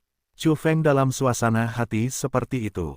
Jangan sebutkan itu. Ibu anaknya seperti ini. Dia tidak tahu bagaimana cara menangis. Hantu prasejarah di sebelahnya begitu sedih dan melolong di hadapannya. Di mana dia bisa bernalar? Apa yang bisa dikatakan akal? Hati Chu Feng seperti membalikkan botol 5 rasa. Untuk sementara waktu, semua jenis rasa datang ke hatinya. Masuk akal untuk mengatakan bahwa dia dan Qin Loyin bersama karena sebuah kecelakaan. Awalnya, mereka tidak mengalami persahabatan yang tak terlupakan itu, dan baru kemudian mereka mengalami sesuatu bersama. Namun, melihat semua yang ada di depannya, dia masih tidak tahan. Apakah dewa pencuri ini sengaja menyiksa orang? Baiklah, berhenti menangis dan dengarkan aku. Chu Feng menepuk peti mati dan tidak tahan dengan lelaki tua itu. Secara logika, dia adalah korban dan orang yang seharusnya bersedih. Akibatnya, semua air mata membuat hantu yang ganas itu menangis. Ada apa? Kamu peduli dengan langit dan bumi, dan kamu peduli dengan tangisanku. Aku sedih, Nona tua. Aku tidak tahan. Aku hanya ingin menangis. Menangislah, ini milikku. Aduh, Chu Feng benar-benar tidak bisa melanjutkan. Sangat menyenangkan bertemu dengan teman lamanya lagi, tetapi sekarang, dia tidak sabar untuk membenturkan kepalanya ke tanah. Lebih baik tidak bertemu dengannya. Jika kamu tidak tahu, kamu tidak akan seburuk itu. Namun, Chu Feng ingin menangis tetapi tidak bisa keluar, terutama karena hal semacam ini. Dia sepertinya pernah mengalaminya sekali, dan dia memikirkan hal-hal lama di negeri asing. Pada saat itu, pendeta Tao kecil itu menangis dan berkata bahwa semua orang sudah mati. Matanya merah dan dia tidak bisa menahan tangis. Apakah dia akan bertemu dengannya lagi hari ini? Gila, untuk saat seperti itu, Chu Feng tidak langsung bersedih. Dia sedikit curiga. Dia meraih saripati keledai dan meletakkan tangannya di tulang depannya untuk memeriksanya dengan saksama. Apa yang kamu inginkan? Roh keledai itu belum menolak. Lao Gu menjadi cemas terlebih dahulu. Dia meledak dan minum. Bumi berguncang di sini dan gunung-gunung berguncang. Dia mencoba yang terbaik untuk menabrak dan menjaga di depan roh keledai itu. Kamu sedikit menjanjikan. Kamu hantu tua yang seperti itu dan belajar dari orang lain untuk cemburu. Chu Feng menjadi semakin marah. Jika bukan Qin Loyin, itu akan baik-baik saja. Jika itu benar, mengapa hantu tua itu harus cemburu? Dia berteriak, kamu, berikan aku sejauh yang kau bisa. Pencuri kecil, kau benar-benar tidak tahu malu. Kau berani mengabaikan kecantikanku jika kau tidak punya pekerjaan. Aku akan bertarung denganmu. Lao Gu berusaha, sekuat tenaga. Darah di peti mati itu berkilauan. Untuk sementara, dia menjadi ganas. Chu Feng merasakan sakit ginjal. Apa ini namanya? Kau hantu yang tidak relevan. Di mana kau? Pergilah. Lao Gu, aku sedang memastikan apakah ini Qin Loyin. Jangan hentikan aku. Chu Feng meletakkan tangannya di tulang depan keledai yang halus dan mencari langsung untuk melihat apa yang terjadi. Untuk sementara, dia tertegun dan melihat gambaran terakhir dari reinkarnasi dan bayangan abadi yang bersinar. Apakah itu Qin Loyin? Tidak, itu lebih sempurna dan indah dari itu. Ini adalah penampilan asli jiwa seseorang setelah pembebasan. King Shi, itu benar-benar kau. Aku patah hati dan terisak-isak. Lao Gu juga datang. Peti mati itu ditempelkan di kepala keledai dan melihat sekelompok jejak spiritual ini. Orang tua itu bersumpah kepada surga dan berkata, surga telah tiba, puisi hijau, aku akan menemukan buah roh pembalik untukmu, yang dapat membantumu memulihkan putrimu dan memastikan bahwa peri puisi hijau muncul kembali di dunia. Untuk sesaat, keledai Jing menggigil. Dia tidak dapat menahan diri untuk berbalik dan menendang sarkofagus itu keluar. Dan berteriak, balikkan buah roh itu atau simpan untuk dirimu sendiri. Aku baik-baik saja, Pop. Chu Feng menepuk-nepuk bagian belakang otak keledai itu. Jejak spiritual yang telah dilihatnya sebelumnya dengan cepat menghilang. Kemudian dia melihat semua jenis gambar di dalamnya, dan melihat bayangan sapi hitam besar, sapi kuning, Qin Loyin dan yang lainnya. Dengan teriakan aneh, roh keledai itu dengan cepat menggelengkan kepalanya, menyingkirkan Chu Feng dan melarikan diri. Dia berteriak, pria dan wanita tidak memberi dan menerima. Apa yang ingin kamu lakukan? Aku adalah mantan peri puisi hijau dan kecantikan pertama di dunia. Beranikah kamu menghujatku? Lao Gu, jangan mengawal. Gila, ini benar-benar aneh. Aku telah melihat hantu. Suasana di rumah Chu tidak tenang. Old Guden mengguncang peti mati dan berkata dengan marah, Jidade, kamu terlalu banyak menipu orang. Aku di sini. Bagaimana kamu bisa menjadi liar? Chu Feng tidak marah ketika mendengar ucapan itu. Sebaliknya, dia tersenyum dan berkata, orang tua, aku pikir kamu juga kesepian dan sengsara. Lupakan saja, jaga baik-baik kecantikan pertama di dunia. Aku tidak peduli. Dia berbalik dan pergi, duduk di kejauhan tanpa mengangkat kepalanya. King Shi, dia berpikir, di mana buah yang berubah menjadi jiwa. Itu terlalu langka, tampaknya hanya ada 2 pohon di bawah sinar matahari. Sekarang aku tidak tahu apakah mereka masih ada di sana atau apakah mereka telah ditebang. Lao Gu sangat bersemangat dan mati rasa. Dia memindahkan peti mati ke esensi keledai, berlama-lama dan terbentur. Akibatnya, esensi keledai itu berbulu, terbentur dan ditendang pergi. Saya peringatkan Anda, orang tua, saya tidak ada hubungannya dengan Anda. Jangan sentuh saya. Lao Gu maju lagi, mengatakan hal-hal lama tahun itu, dan menjelaskan bahwa dia pergi untuk mengambil puisi hijau sepenuhnya karena dia jatuh cinta pada pandangan pertama, tetapi dia juga membayar harganya dan dipukuli setengah mati. King Shi, orang tua itu memanggil dengan lembut. Itu benar-benar membuat orang merinding. Suaranya serak. Chu Feng di kejauhan tidak bisa menahan diri untuk menggosok lengannya. Wipe, aku tidak tahan. Aku mengaku bersalah. Aku mengakui bahwa aku bukan peri puisi hijau. Masa lalu, dasar cabul, minggirlah. Hasil akhirnya adalah bahwa roh keledai tidak tahan dengannya dan tidak bisa berpura-pura untuk melanjutkan. Dia dengan cepat mengakuinya. Karena dia melihat kekuatan lengket dari masa lalu, di sekujur rambut keledainya berdiri tegak, dan puluhan ribu benjolan keledai. Jika dia terus seperti ini, dia pikir dia ingin melarikan diri. Katakan, siapa kamu sebenarnya? Chu Feng membuka mulutnya. Dia tidak melihat hal terdalam di benak keledai Jing tadi. Dia tidak yakin siapa teman lamanya. Namun, menurut karakter yang tidak terkendali seperti itu, dia dapat mengunci satu atau dua orang. Mengenai keadaan Laogu saat ini, itu benar-benar. Ada pembaruan di sore hari. Dade, siapa kamu sebenarnya?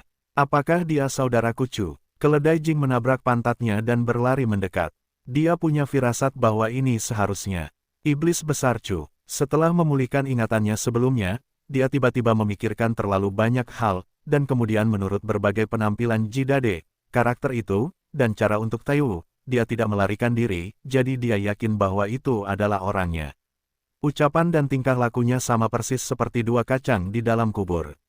Satu-satunya hal yang membuatnya merasa aneh adalah wajah muda di depannya sangat mirip dengan kehidupan Chu Feng sebelumnya. Dia telah bereinkarnasi. Bagaimana bisa begitu? Apa-apaan ini? Untuk sesaat, dia pernah meragukan apakah itu permainan. Seseorang melakukannya dengan sengaja, tetapi dia berpikir dan berpikir, seharusnya tidak. Dia hanya bereinkarnasi menjadi seekor keledai. Siapa yang akan mengincarnya seperti ini? Siapa kamu? Cepat mengaku. Jangan tunggu aku memotongmu. Chu Feng berkedut di sudut mulutnya dan menggertakkan giginya di sana, karena esensi keledai itu begitu penuh kebencian sehingga dia menghibur dirinya sendiri di atas kepalanya. Tentu saja, yang lebih buruk dari suasana hatinya adalah Laogu. Dia bodoh. Dia duduk di peti mati dan tidak bergerak. Dia sedikit mati rasa. Apa yang terjadi? Untuk sementara waktu, dia tidak bisa menerimanya. Bagaimana dengan peri puisi hijau? Mengapa dia terbang? Siapa ini? Dia ingin membunuh. Ketika Laogu bangun, dia mulai memindahkan peti mati dan berkumpul bersama dengan esensi keledai. Jika dia ingin bertarung dengan keledai sampai akhir, dia harus dilikuidasi. Siapa yang bisa tahan? Roh keledai itu melangkah lebih dulu dan berkata, "Orang tua, kamu tinggallah bersamaku, dan kemudian berani menusukku dan bertarung denganmu. Aku akan bertarung denganmu terlebih dahulu." Laogu meraung. Dia menjadi gila. Hari ini dia sangat senang dan sedih dan kehilangan. Seluruh keadaan pikirannya hampir runtuh. Dade, Chu Feng, tolong. Dia gila. Aku benar-benar bukan peri puisi hijau. Keledai itu menjerit. Chu Feng bergegas dan memisahkan mereka dengan paksa. Keledai bodoh, diamlah. Tentu saja, aku sudah tahu kau bukan dia. Aku menghukummu. Laogu, kau menjadi marah karena malu. Bagaimana dengan kekuatan lengket sebelumnya? Teriak roh keledai. Berdering. Tempat itu kacau balau. Jika roh keledai itu tidak meneriakkan nama Chu Feng beberapa kali, Gu Chenhai tidak akan berhenti. Pada saat ini, dia mengalihkan pikirannya di peti mati dan merasa sedikit kacau, tetapi dia akhirnya mengetahuinya. Sekaligus, bertemu dengan dua reinkarnasi. Hal semacam ini, benar-benar tidak masuk akal. Berapa banyak reinkarnasi yang ada di seluruh matahari?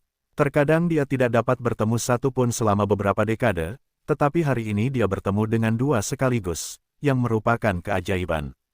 Khususnya, bukankah Jidade, si bajingan itu, bertemu dengan pemburu reinkarnasi? Bagaimana dia bisa menghindari penjelajahan dan melewatinya dengan aman? Laogu merasa otaknya tidak cukup. Alasan utamanya adalah dia marah hari ini. Dia tidak tahan dengan kemarahan dan rasa malu. Keledai Jing jujur dan terkulai. Dia dipukuli oleh Chu Feng. Sekarang dia memamerkan giginya. Chu Feng telah yakin bahwa ini pasti teman lama dan seorang reinkarnator.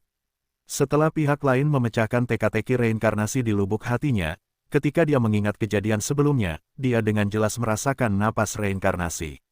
Itu adalah energi yang tidak dapat dijelaskan yang memelihara seluruh tubuh esensi keledai.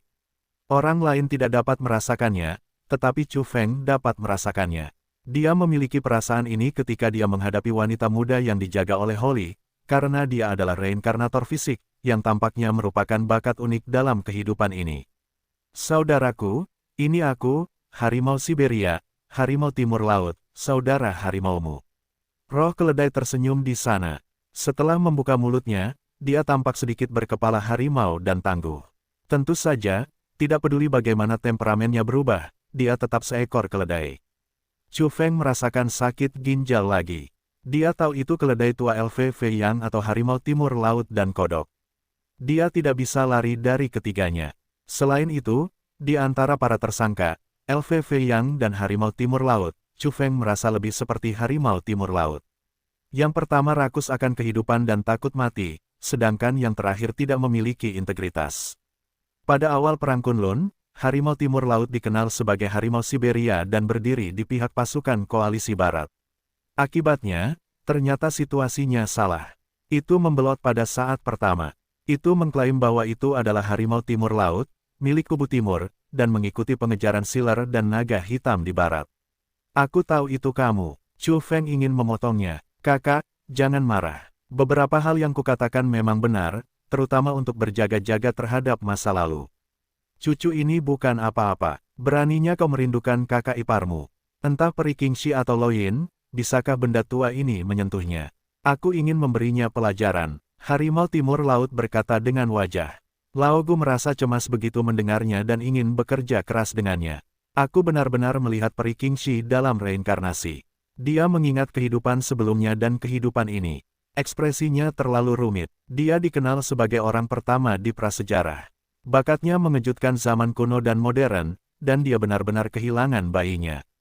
Tunggu sebentar, apa yang kamu bicarakan? Sementara Laogu merasa cemas, dia batuk dengan keras dan terlalu ketakutan. Berita itu membuatnya hampir marah dengan dadanya. Kamu pergi, aku bosan. Harimau Amur tidak ingin mengabaikannya. Kenapa repot-repot? Katakan dengan jelas. Di mana Kingxi? Kenapa dia melahirkan? Di mana dia? Laogu akan mengamuk. Harimau timur laut berkata dengan marah, apakah kamu tidak melihat tuan harimau itu cacat? Aku menjadi gila ketika aku tumbuh menjadi melon yang bengkok dan kurma yang terbelah. Apakah kamu masih menggangguku? Dulunya harimau, tetapi sekarang menjadi keledai. Dia benar-benar marah, terutama ketika dia berpikir tentang bagaimana dia berubah menjadi ini. Dia menjadi lebih marah dan terus-menerus memarahi keledai tua LVV Yang. Orang tua itu meraung, apakah kamu akan gila? Aku akan gila, jangan mengalihkan topik pembicaraan untukku. Aku katakan kepadamu, jika aku menjadi gila, aku takut pada diriku sendiri. Kemudian dia berkata dengan marah, di mana kamu cacat? Kamu memiliki kepala keledai dan otak keledai. Bukankah seperti ini sama sekali? Harimau timur laut tampak sedih dan berkata, omong kosong, aku harimau, raja harimau yang sebenarnya, agung dan haus darah. Keledai bodoh, apa kau tidak tahu apa-apa? Laogu berteriak padanya, aku persetan denganmu. Tendangan telak harimau timur laut. Ia memikirkan pengalaman reinkarnasi yang paling utama. Pada saat perpisahan, kedua bersaudara itu sangat sedih dan menyedihkan. Setelah itu, mereka tidak tahu kapan mereka akan bertemu lagi. Sekelompok orang seperti sapi kuning, sapi hitam besar dan Ouyang Feng saling berkata dan saling menyayangi. Pada saat itu, Lu Fei Yang, keledai tua, memeluk leher harimau timur laut dan berkata, kakak. Harimau, kita masih saudara di kehidupan selanjutnya. Aku percaya padamu, keledai tua. Meskipun aku rakus akan hidup dan takut mati, aku bisa mati untukmu. Harimau timur laut juga sangat bersemangat. Dia berhubungan dengannya dan berkata, keledai tua, sudah cukup memilikimu. Aku masih seorang saudara. Di kehidupan selanjutnya, aku ingin terlahir kembali sebagai keledai dan menjadi saudara denganmu. Aku bahagia. Keledai tua itu menepuk pundaknya, memegang tangannya dan berulang kali berkata untuk menegakkan keadilan. Harimau timur laut sangat bahagia dan berkata, saudara yang baik.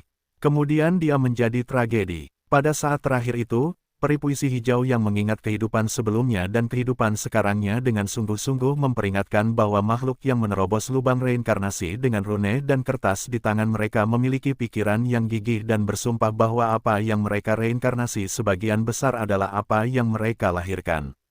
Mata harimau timur laut lurus pada saat itu, tetapi sudah terlambat. Setengah dari tubuhnya telah jatuh ke pusaran reinkarnasi. Pada saat itu, ketika dia melihat ke atas, mata keledai tua itu bersinar. Dia belum melangkah ke pusaran itu. Dia berkata bahwa dia berasal dari keluarga terpelajar dan ingin menjadi seorang yang berbakat. Aku akan memberimu paru-paru, kotoran keledai. Ini adalah saat terakhir dari kebencian harimau timur laut.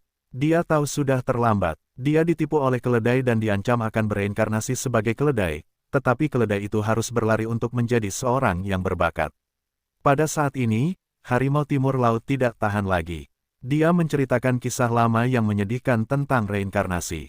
Chu Feng tercengang. Kamu berkata, keledai tua itu menepuk bahumu, memegang tanganmu, mengatakan bahwa kamu benar, membodohimu menjadi keledai, dan kemudian, dalam sekejap mata, dia bereinkarnasi menjadi seorang yang berbakat.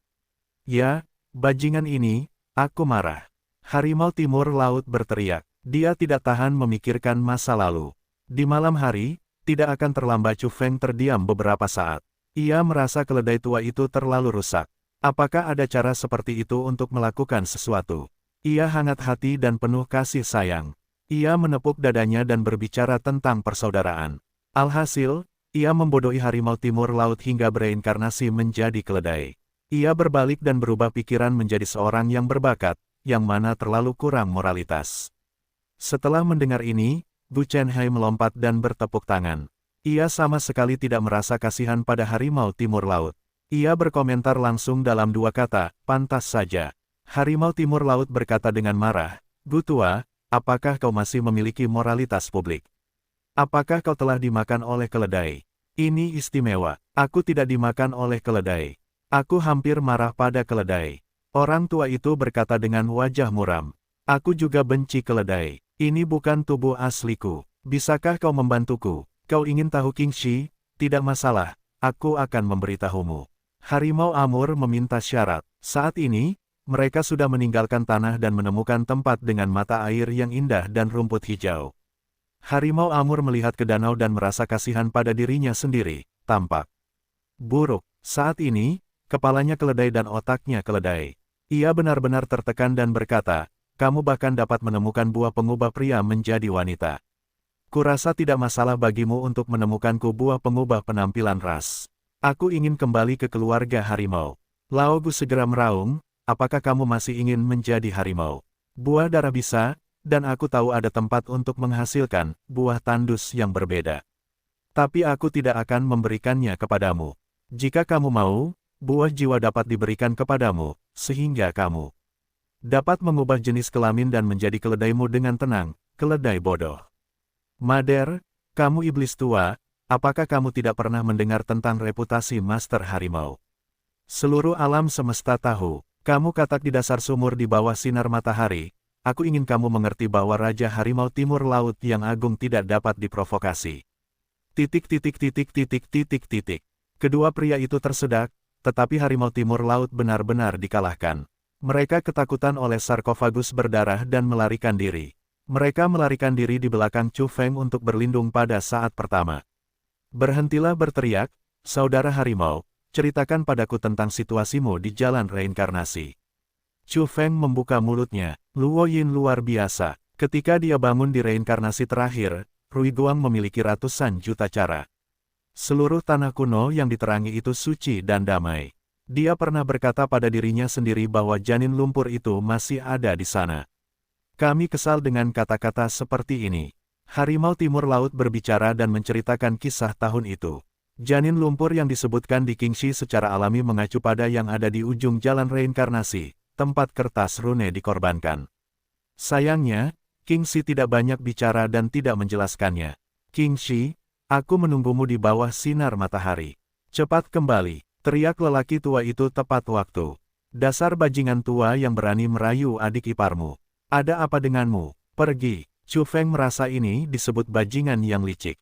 Lelaki tua itu melompat dan berteriak, Jidade, Chu Feng, kau penyelundup reinkarnasi, aku akan melaporkannya dan menyuruh pemburu reinkarnasi untuk menangkapmu.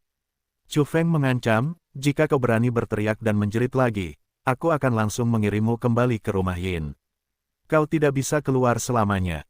Harimau Timur Laut kemudian mengatakan apa yang terjadi tahun itu. Setelah kebangkitan Kingxi, disimpulkan bahwa sedikit kertas rune tidak cukup untuk melindungi begitu banyak dari mereka, jadi reinkarnasi mereka mungkin memiliki cacat. Sulit untuk terbangun pada saat pertama, dan mungkin butuh bertahun-tahun sebelum mereka dapat mengingat kehidupan mereka sebelumnya. Sekarang tampaknya itu harus dikatakan.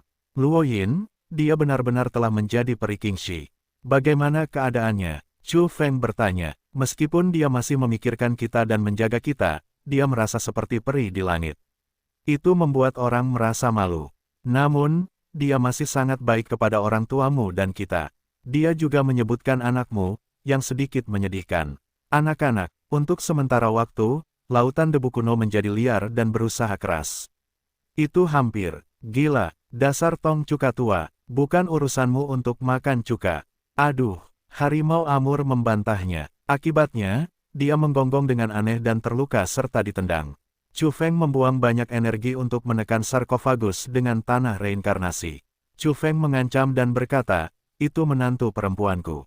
Kita bahkan punya anak. Jangan khawatir tentang itu. Jika kamu berani memikirkannya, aku akan segera melemparkanmu ke kuburan leluhur keluarga Taiwu. Omong kosong, kau seharusnya melihat dengan jelas saat berada di Jalan Menggu. Qingxi diselamatkan oleh leluhur dan sesosok hantu memasuki area terlarang. Sulit untuk bereinkarnasi dengan sukses setelah waktu yang lama, tetapi dia tersesat. Itu adalah kecelakaan antara dia dan kau. Pokoknya, dia adalah ibu dari anakku. Kau, lautan debu kuno itu seperti terkena pukulan kritis, seperti dipotong oleh 10.000 pisau. Harimau Timur Laut berbisik, Chu Feng, saudaraku, kakak iparku memberitahu kami sebelum reinkarnasinya bahwa dia adalah Qin Loyin di kehidupan sebelumnya. Dalam kehidupan ini, dia adalah puisi hijau. Dia memiliki pengejaran dan jalannya sendiri. Loyin hanya waktu yang singkat dalam hidupnya yang panjang. Itu hanya semprotan dan riak. Masa lalu berlalu bersama angin. Tolong lupakan dia. Chu Feng tercengang saat mendengar ucapan itu. Gu Chen Haizun sangat gembira hingga gemetar dan menangis. Ini Qingxi. Meskipun dia menderita kesulitan, sayangnya dia memiliki masa lalu yang tak terlupakan di dunia bawah. Namun, dia masih mampu untuk melupakannya, tanpa kemarahan atau keluhan, tetapi hanya mengungkap masa lalu. Ini dia, peri sejati, layak menjadi orang yang aku sukai. Ketika Chu Feng mendengar ini, dia sangat marah sehingga dia langsung mengambil belati emas ibu bintang darah langit untuk memotongnya, memotong sarkofagus, dan percikan api memercik kemana-mana. Gu Chen Hai berteriak, Jidade, jangan tidak yakin. Siapa Qingxi? Bakat, dan bakat prasejarah adalah yang pertama. Apa yang dapat mengganggu hatinya yang mendasar? Tidak, waktu yang singkat di dunia bawah memang tidak berarti dalam hidupnya. Jadi, lautan debu kuno terus berderak. Nanti, mulut Gu Chen Hai sangat halus. Akhirnya, mulutnya berbusa di peti mati, tetapi dia masih berbicara. Dia adalah ibu dari anakku. Chu Feng hanya mengatakan ini. Bisakah kau mengubahnya? Haiden sangat marah. Baiklah, katakan dengan kata lain. Jika kita bertemu lagi suatu hari nanti, bagaimana jika dia menyukaiku sebagai Qingxi? Chu Feng menginjak sarkofagus dan menundukkan kepalanya dan bertanya. Kau menghilang. Lautan debu kuno menjadi marah karena malu.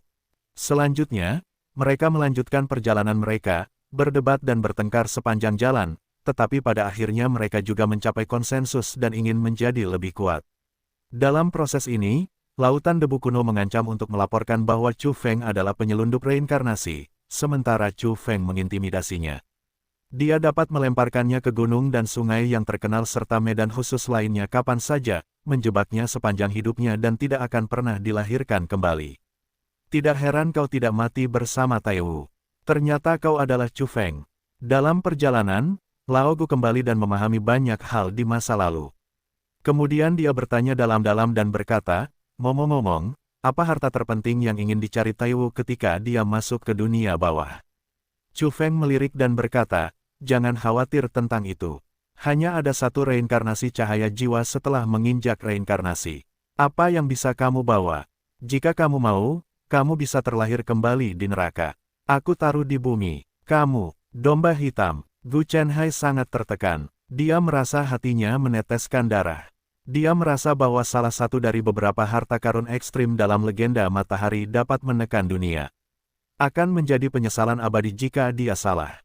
Lautan debu kuno memukul dada dan kakinya dan berkata, sayang sekali. Nak, cepat atau lambat, kamu akan menyesal kehilangan harta karun ini.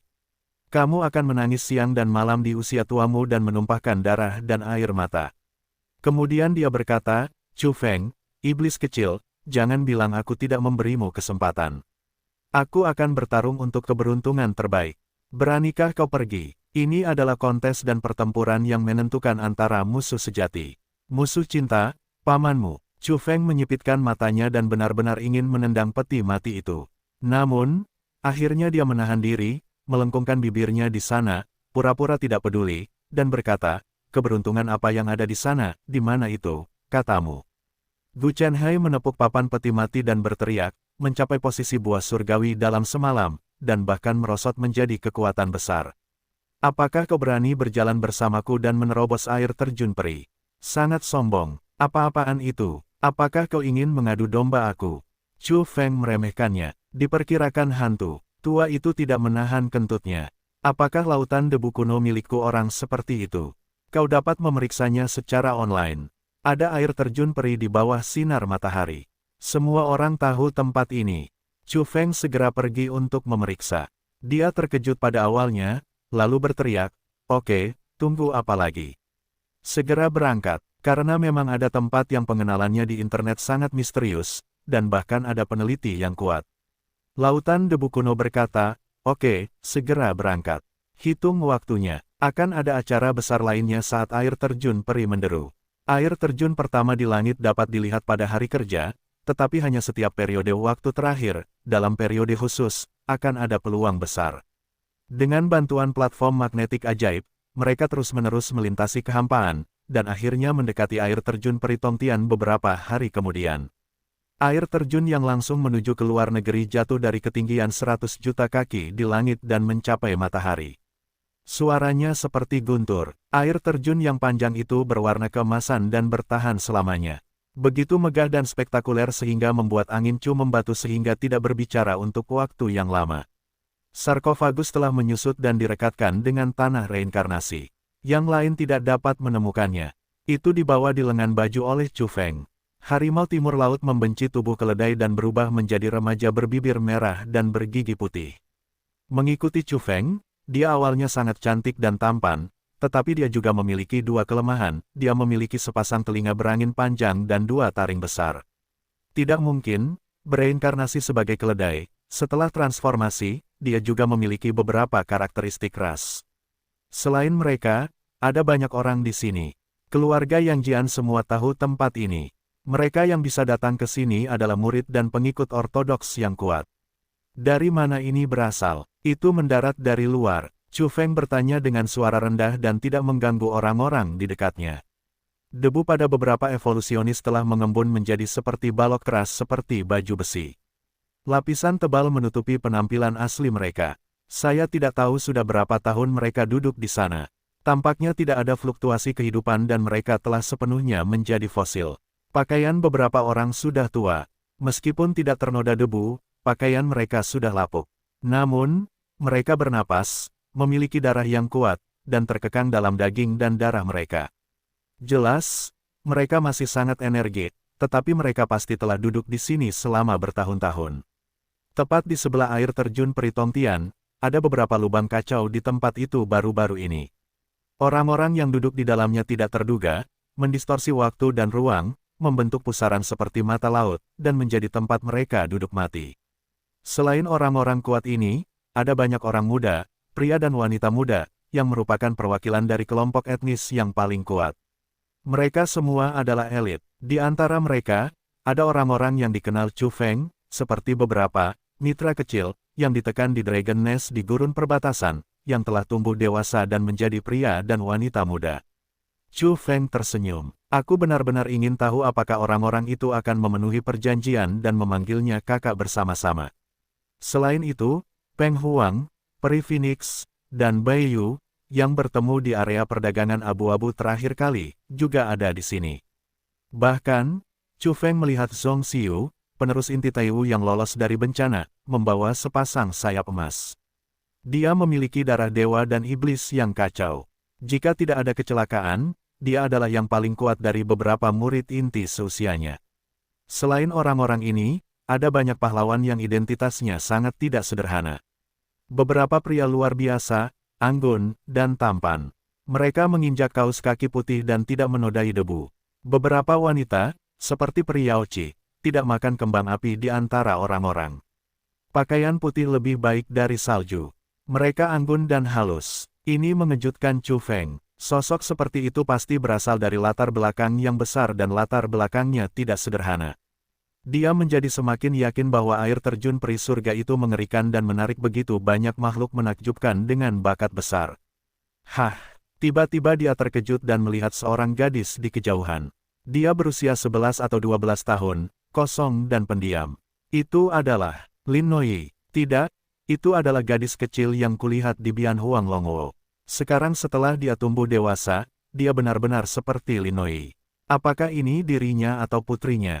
Tiba-tiba, Chu Feng menemukan kenalan lain, Ying Wudi, seorang teman lama dari dunia bawah, yang juga terlihat jauh di sini. Apakah Ying Xiao Xiao, adik perempuannya yang berambut perak, ada di sini, dan apakah Ying Xiao Xiao juga ada di sini? Untuk sementara waktu, Chu Feng tidak bisa tenang. Sup Mengpo, semangkuk sup melawan Yin dan Yang, membentuk fondasi, memperkuat jiwa, memotong belenggu, membangun jalan dan jembatan, dan langsung menuju ke ujung daerah kabut. Seorang wanita tua terlalu tua, bungkuk dan sangat pendek, tetapi tingginya 1 meter dan 5, kurus, gelap dan gelap. Matanya dalam, wajahnya penuh kerutan, bibirnya biru dan ungu, dan giginya hampir telanjang. Dia menjajakan, itu sebenarnya Sup Mengpo yang terkenal di Yangjian, yang paling bergizi bagi tubuh dan jiwa. Ada jembatan dengan lengkungan batu. Gayanya sangat tua. Skala jembatan itu tidak kecil. Itu bisa disebut megah. Itu telah mengalami baptisan waktu yang lama. Badan jembatan tidak jauh dari air terjun peri, yang berada di seberang permukaan air yang menyatu menjadi sungai. Di jembatan, hanya ada seorang wanita tua yang berteriak Meng Po Tang, melakukan bisnis di sini, mengenakan pakaian tua, seperti memanjat keluar dari makam kuno berkali-kali.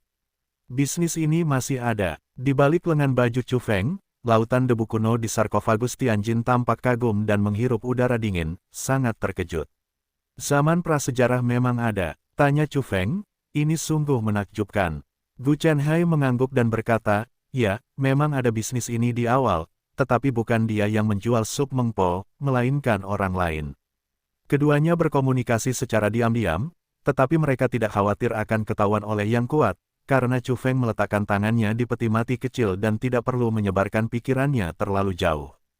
Selain itu, ini adalah lokasi air terjun Peri Tongtian. Persepsi semua yang kuat akan berkurang drastis. Itu dilemahkan oleh kabut tebal khusus yang diisi oleh air terjun keemasan yang megah. Itu menakutkan dan tingkat penurunannya sangat parah. Kengerian lautan debu kuno, beberapa organisasi yang tak terduga pada tahun-tahun itu, benar-benar melintasi tahun-tahun yang tak terbatas, selamat dari semua jenis bencana dan mempersembahkannya kepada dunia ini.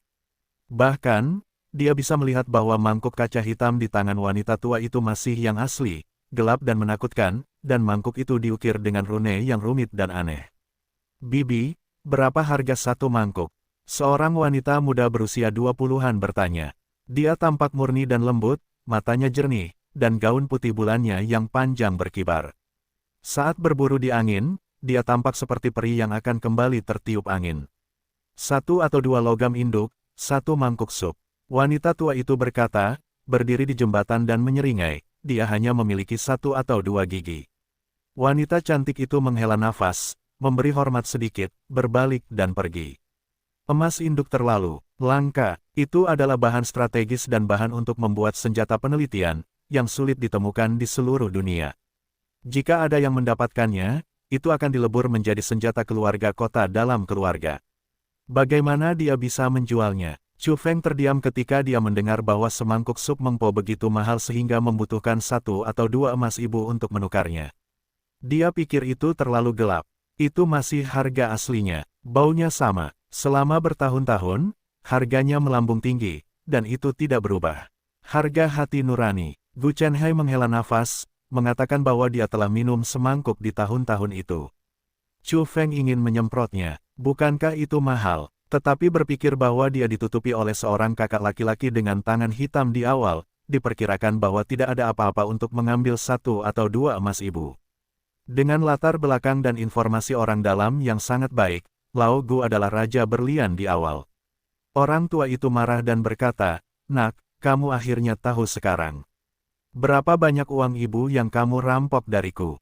Kamu baru saja merampok 5 atau 6 kaleng Sup Mengpo terakhir. Chu Feng benar-benar tidak memiliki konsep apapun sebelumnya. Aku tidak tahu bahwa sup mengpo begitu berharga. Benda ini mengisi fondasi dan memelihara jiwa, cahaya, dan tubuh tanpa efek samping apapun. Nilai alaminya sangat mengerikan, kata Lao Gu. Chu Feng mengusap wajahnya, membuat dirinya semakin berbeda dari Chu Feng yang asli, agar tidak dikenali. Sebenarnya, dia telah berubah sebelum ini, menggunakan cara-cara lapangan untuk mengubah penampilan fisiknya. Bibi, selain emas ibu, apakah kamu menerima hal lain sebagai gantinya? Misalnya, Tian Jinxi. Ketika lelaki tua itu mendengar pertanyaan Chu Feng, dia sangat marah saat itu. Bajingan kecil itu membencinya belum lama ini. Dia selalu menyebut puisi hijau dan mengambil pedang emas ibu bintang darah langit untuk memotong sarkofagus. Kulit batu yang jatuh digelapkan dan diambil oleh Chu Feng. Sekarang dia benar-benar mengambilnya untuk membeli sup mengpo.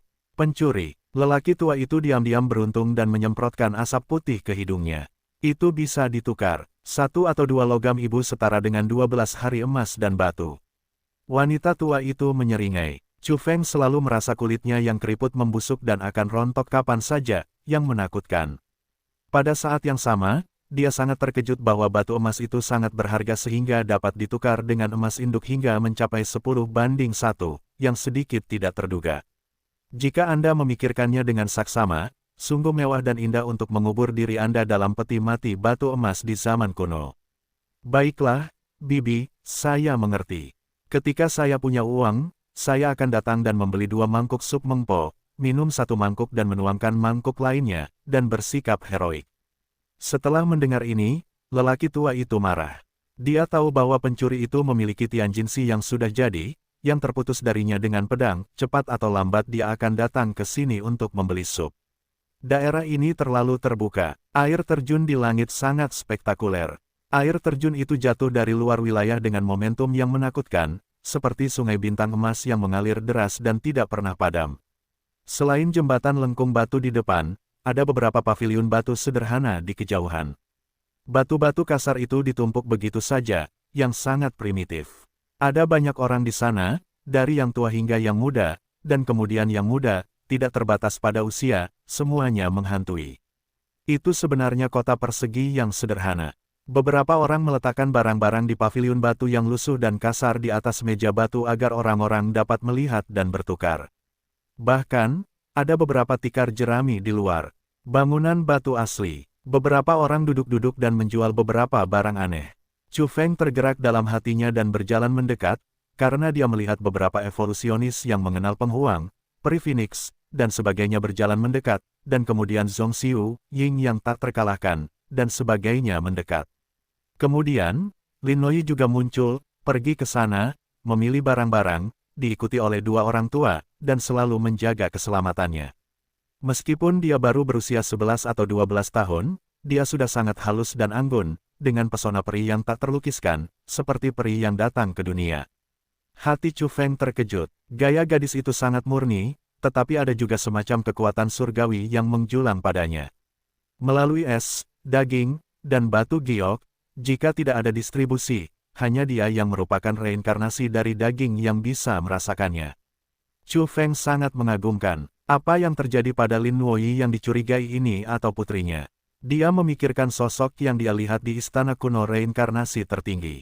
Pakaiannya bergerak, sikapnya unik, dan sikapnya tak tertandingi. Di aula kuno itu, ada banyak tanda orang yang telah menembus samsara, yang diingat dan diukir oleh aula kuno.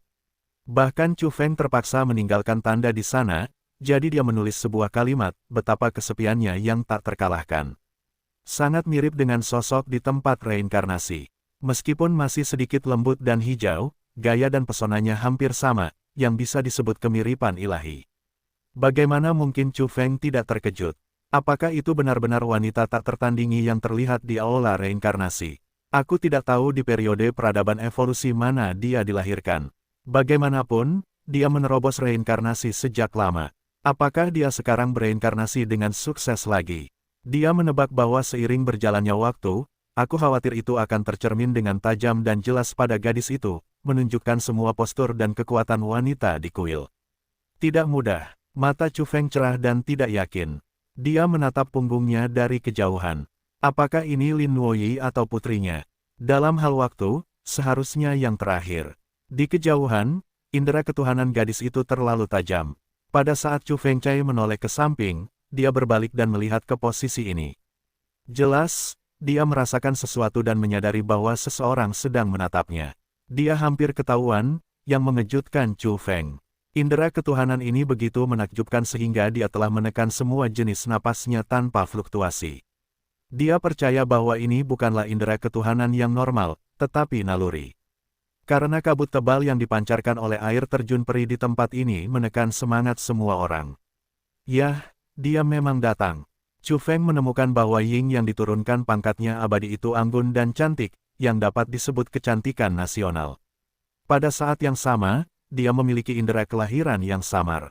Seolah-olah peri yang berdosa itu bereinkarnasi di dunia, berkabut dan kabur. Seluruh orang itu diselimuti kabut putih samar, memberi orang perasaan tidak dapat diakses dan tidak memakan api manusia. Selama bertahun-tahun, penampilannya tidak berubah, dan temperamennya lebih menonjol. Dia adalah pemimpin, spesies neraka. Setelah datang ke matahari, dia memiliki transformasi kualitatif. Chu Feng punya banyak pikiran.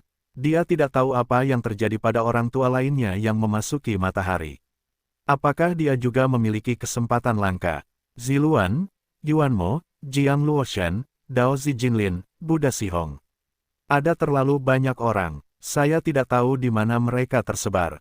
Chu Feng mengusap wajahnya lagi, membuat dirinya semakin aneh. Bahkan jika kenalan bertemu, sulit untuk membedakannya, karena beberapa orang di sini benar-benar tidak dapat mempercayainya. Lao Gu, apakah kamu melihat bahwa putra dewa dan murid-murid surga semuanya adalah pelindung? Raja dewa mengikuti dan melindungi mereka. Bisakah aku muncul seperti ini? Bisakah kamu mengandalkanku sendiri? Meskipun aku ingin mengirismu dan mempelajari mengapa kamu hancur dari kepala sampai kaki, 1 meter ke 1 meter. Karena kamu menjanjikanku beberapa daging jiwa, aku akan menjualnya kepadamu dalam beberapa tahun ke depan. Aku akan bertanggung jawab untuk memperjuangkanmu. Bahkan jika Raja Dewa memprovokasiku, aku akan bertarung dengan darah dan menekannya. Gu Chenhai menjawab bahwa dia dapat menyingkirkan prasangka apapun demi jiwa dan daging. Bahkan jika dia dikalahkan oleh Chu Fengkeng, dia tetaplah saingan terkuatnya dalam hal cinta. Hanya karena kakak tertuanya mencari materi ini, tetapi dia tidak bisa mendapatkannya. Perlu dicatat bahwa Li Fu tidak memiliki lawan di dunia ini. Hal baik apa yang belum pernah dia lihat. Bahkan harta yang paling diteliti pun berani menyentuh dan merampok. Hanya jiwa dan daging yang menjadi penyesalan abadi. Dia percaya pada visi saudaranya, jadi dia tetap menginginkan sepotong daging jiwa. Dia memiliki keyakinan tertentu. Dia telah berkembang pesat di makam leluhur Taiwu, dan kekuatannya telah meningkat pesat. Meskipun dia masih jauh dari masa lalu, dia yakin bahwa dia dapat melawan Raja Dewa tanpa rasa takut. Tentu saja, kamu tidak boleh mengambil inisiatif untuk membuat masalah. Setidaknya, keberadaan di mata kekacauan tidak dapat menyinggung. Orang tua itu memperingatkan bahwa dia cukup takut. Di sebelah air terjun peri, ada beberapa pusaran seperti mata laut, tempat kekacauan berputar, di mana sosok-sosok yang tidak dapat dijelaskan dan mengerikan duduk. Lao Gu benar-benar meragukan bahwa ada seorang Buddha yang duduk di sana, dan bahkan kekuatan besar untuk duduk. Chu Feng datang ke paviliun batu dan menjual barang rongsokan apa. Dia tercengang. Misalnya, keong hitam rusak. Akibatnya, keong itu diletakkan dengan megah di atas meja batu. Jangan lewatkan saat Anda lewat. Ini adalah benda alami yang mengalir deras dari air terjun peri. Setelah disempurnakan menjadi harta karun rahasia, kekuatannya tidak dapat diprediksi. Pada tahun-tahun itu, seseorang menyempurnakannya menjadi keong yang mengguncang dunia. Setelah suaranya, dia membunuh 3 kelompok etnis dalam semalam dan mengejutkan matahari. Penjualnya adalah seorang pria parubaya. Dia sangat percaya diri dengan kata-katanya. Tampaknya dia menjual harta karun yang dapat mengendalikan dunia. Di sebelah paviliun batu yang kasar, seorang lelaki tua meremehkannya. Setelah meliriknya, dia langsung memperkenalkan barang-barangnya. Lihat, meskipun pot batu yang pecah itu memiliki corong yang hilang dan tidak terlalu lengkap, namun pot itu memiliki asal-usul yang besar. Itu adalah benda alam yang halus yang muncul dari air terjun peri. Itu tidak sebanding dengan kerang atau kayu apung manapun. Jika diperbaiki, itu mungkin menjadi objek penelitian.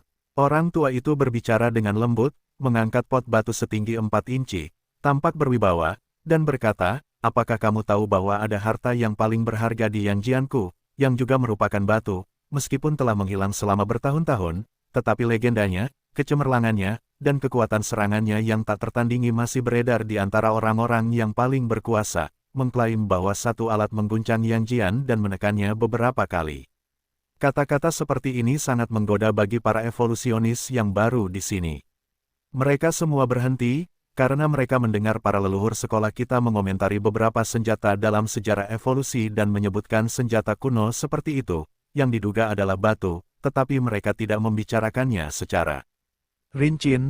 Apakah kamu tahu bahwa jika apa yang disebut era penguburan para abadi tidak memiliki artefak kuno itu, kita akan gagal. Kita mengandalkannya untuk mengalahkan para abadi dan mengubur mereka dalam debu sejarah. Chu Feng curiga. Bukankah ada dugaan bahwa klan peri tidak akan dikalahkan, tetapi hanya terisolasi di ruang dan waktu lain? Apakah itu kemenangan yang Jian atau tidak? Tidak pasti, orang tua itu berkata. Kamu tahu, artefak yang tak tertandingi di dunia sekarang, yang dikenal sebagai harta paling berharga yang dapat menekan keluarga peri, berasal dari air terjun langit ini. Meskipun pot batu di tanganku rusak, jika diperbaiki, siapa yang berani mengatakan bahwa itu tidak benar?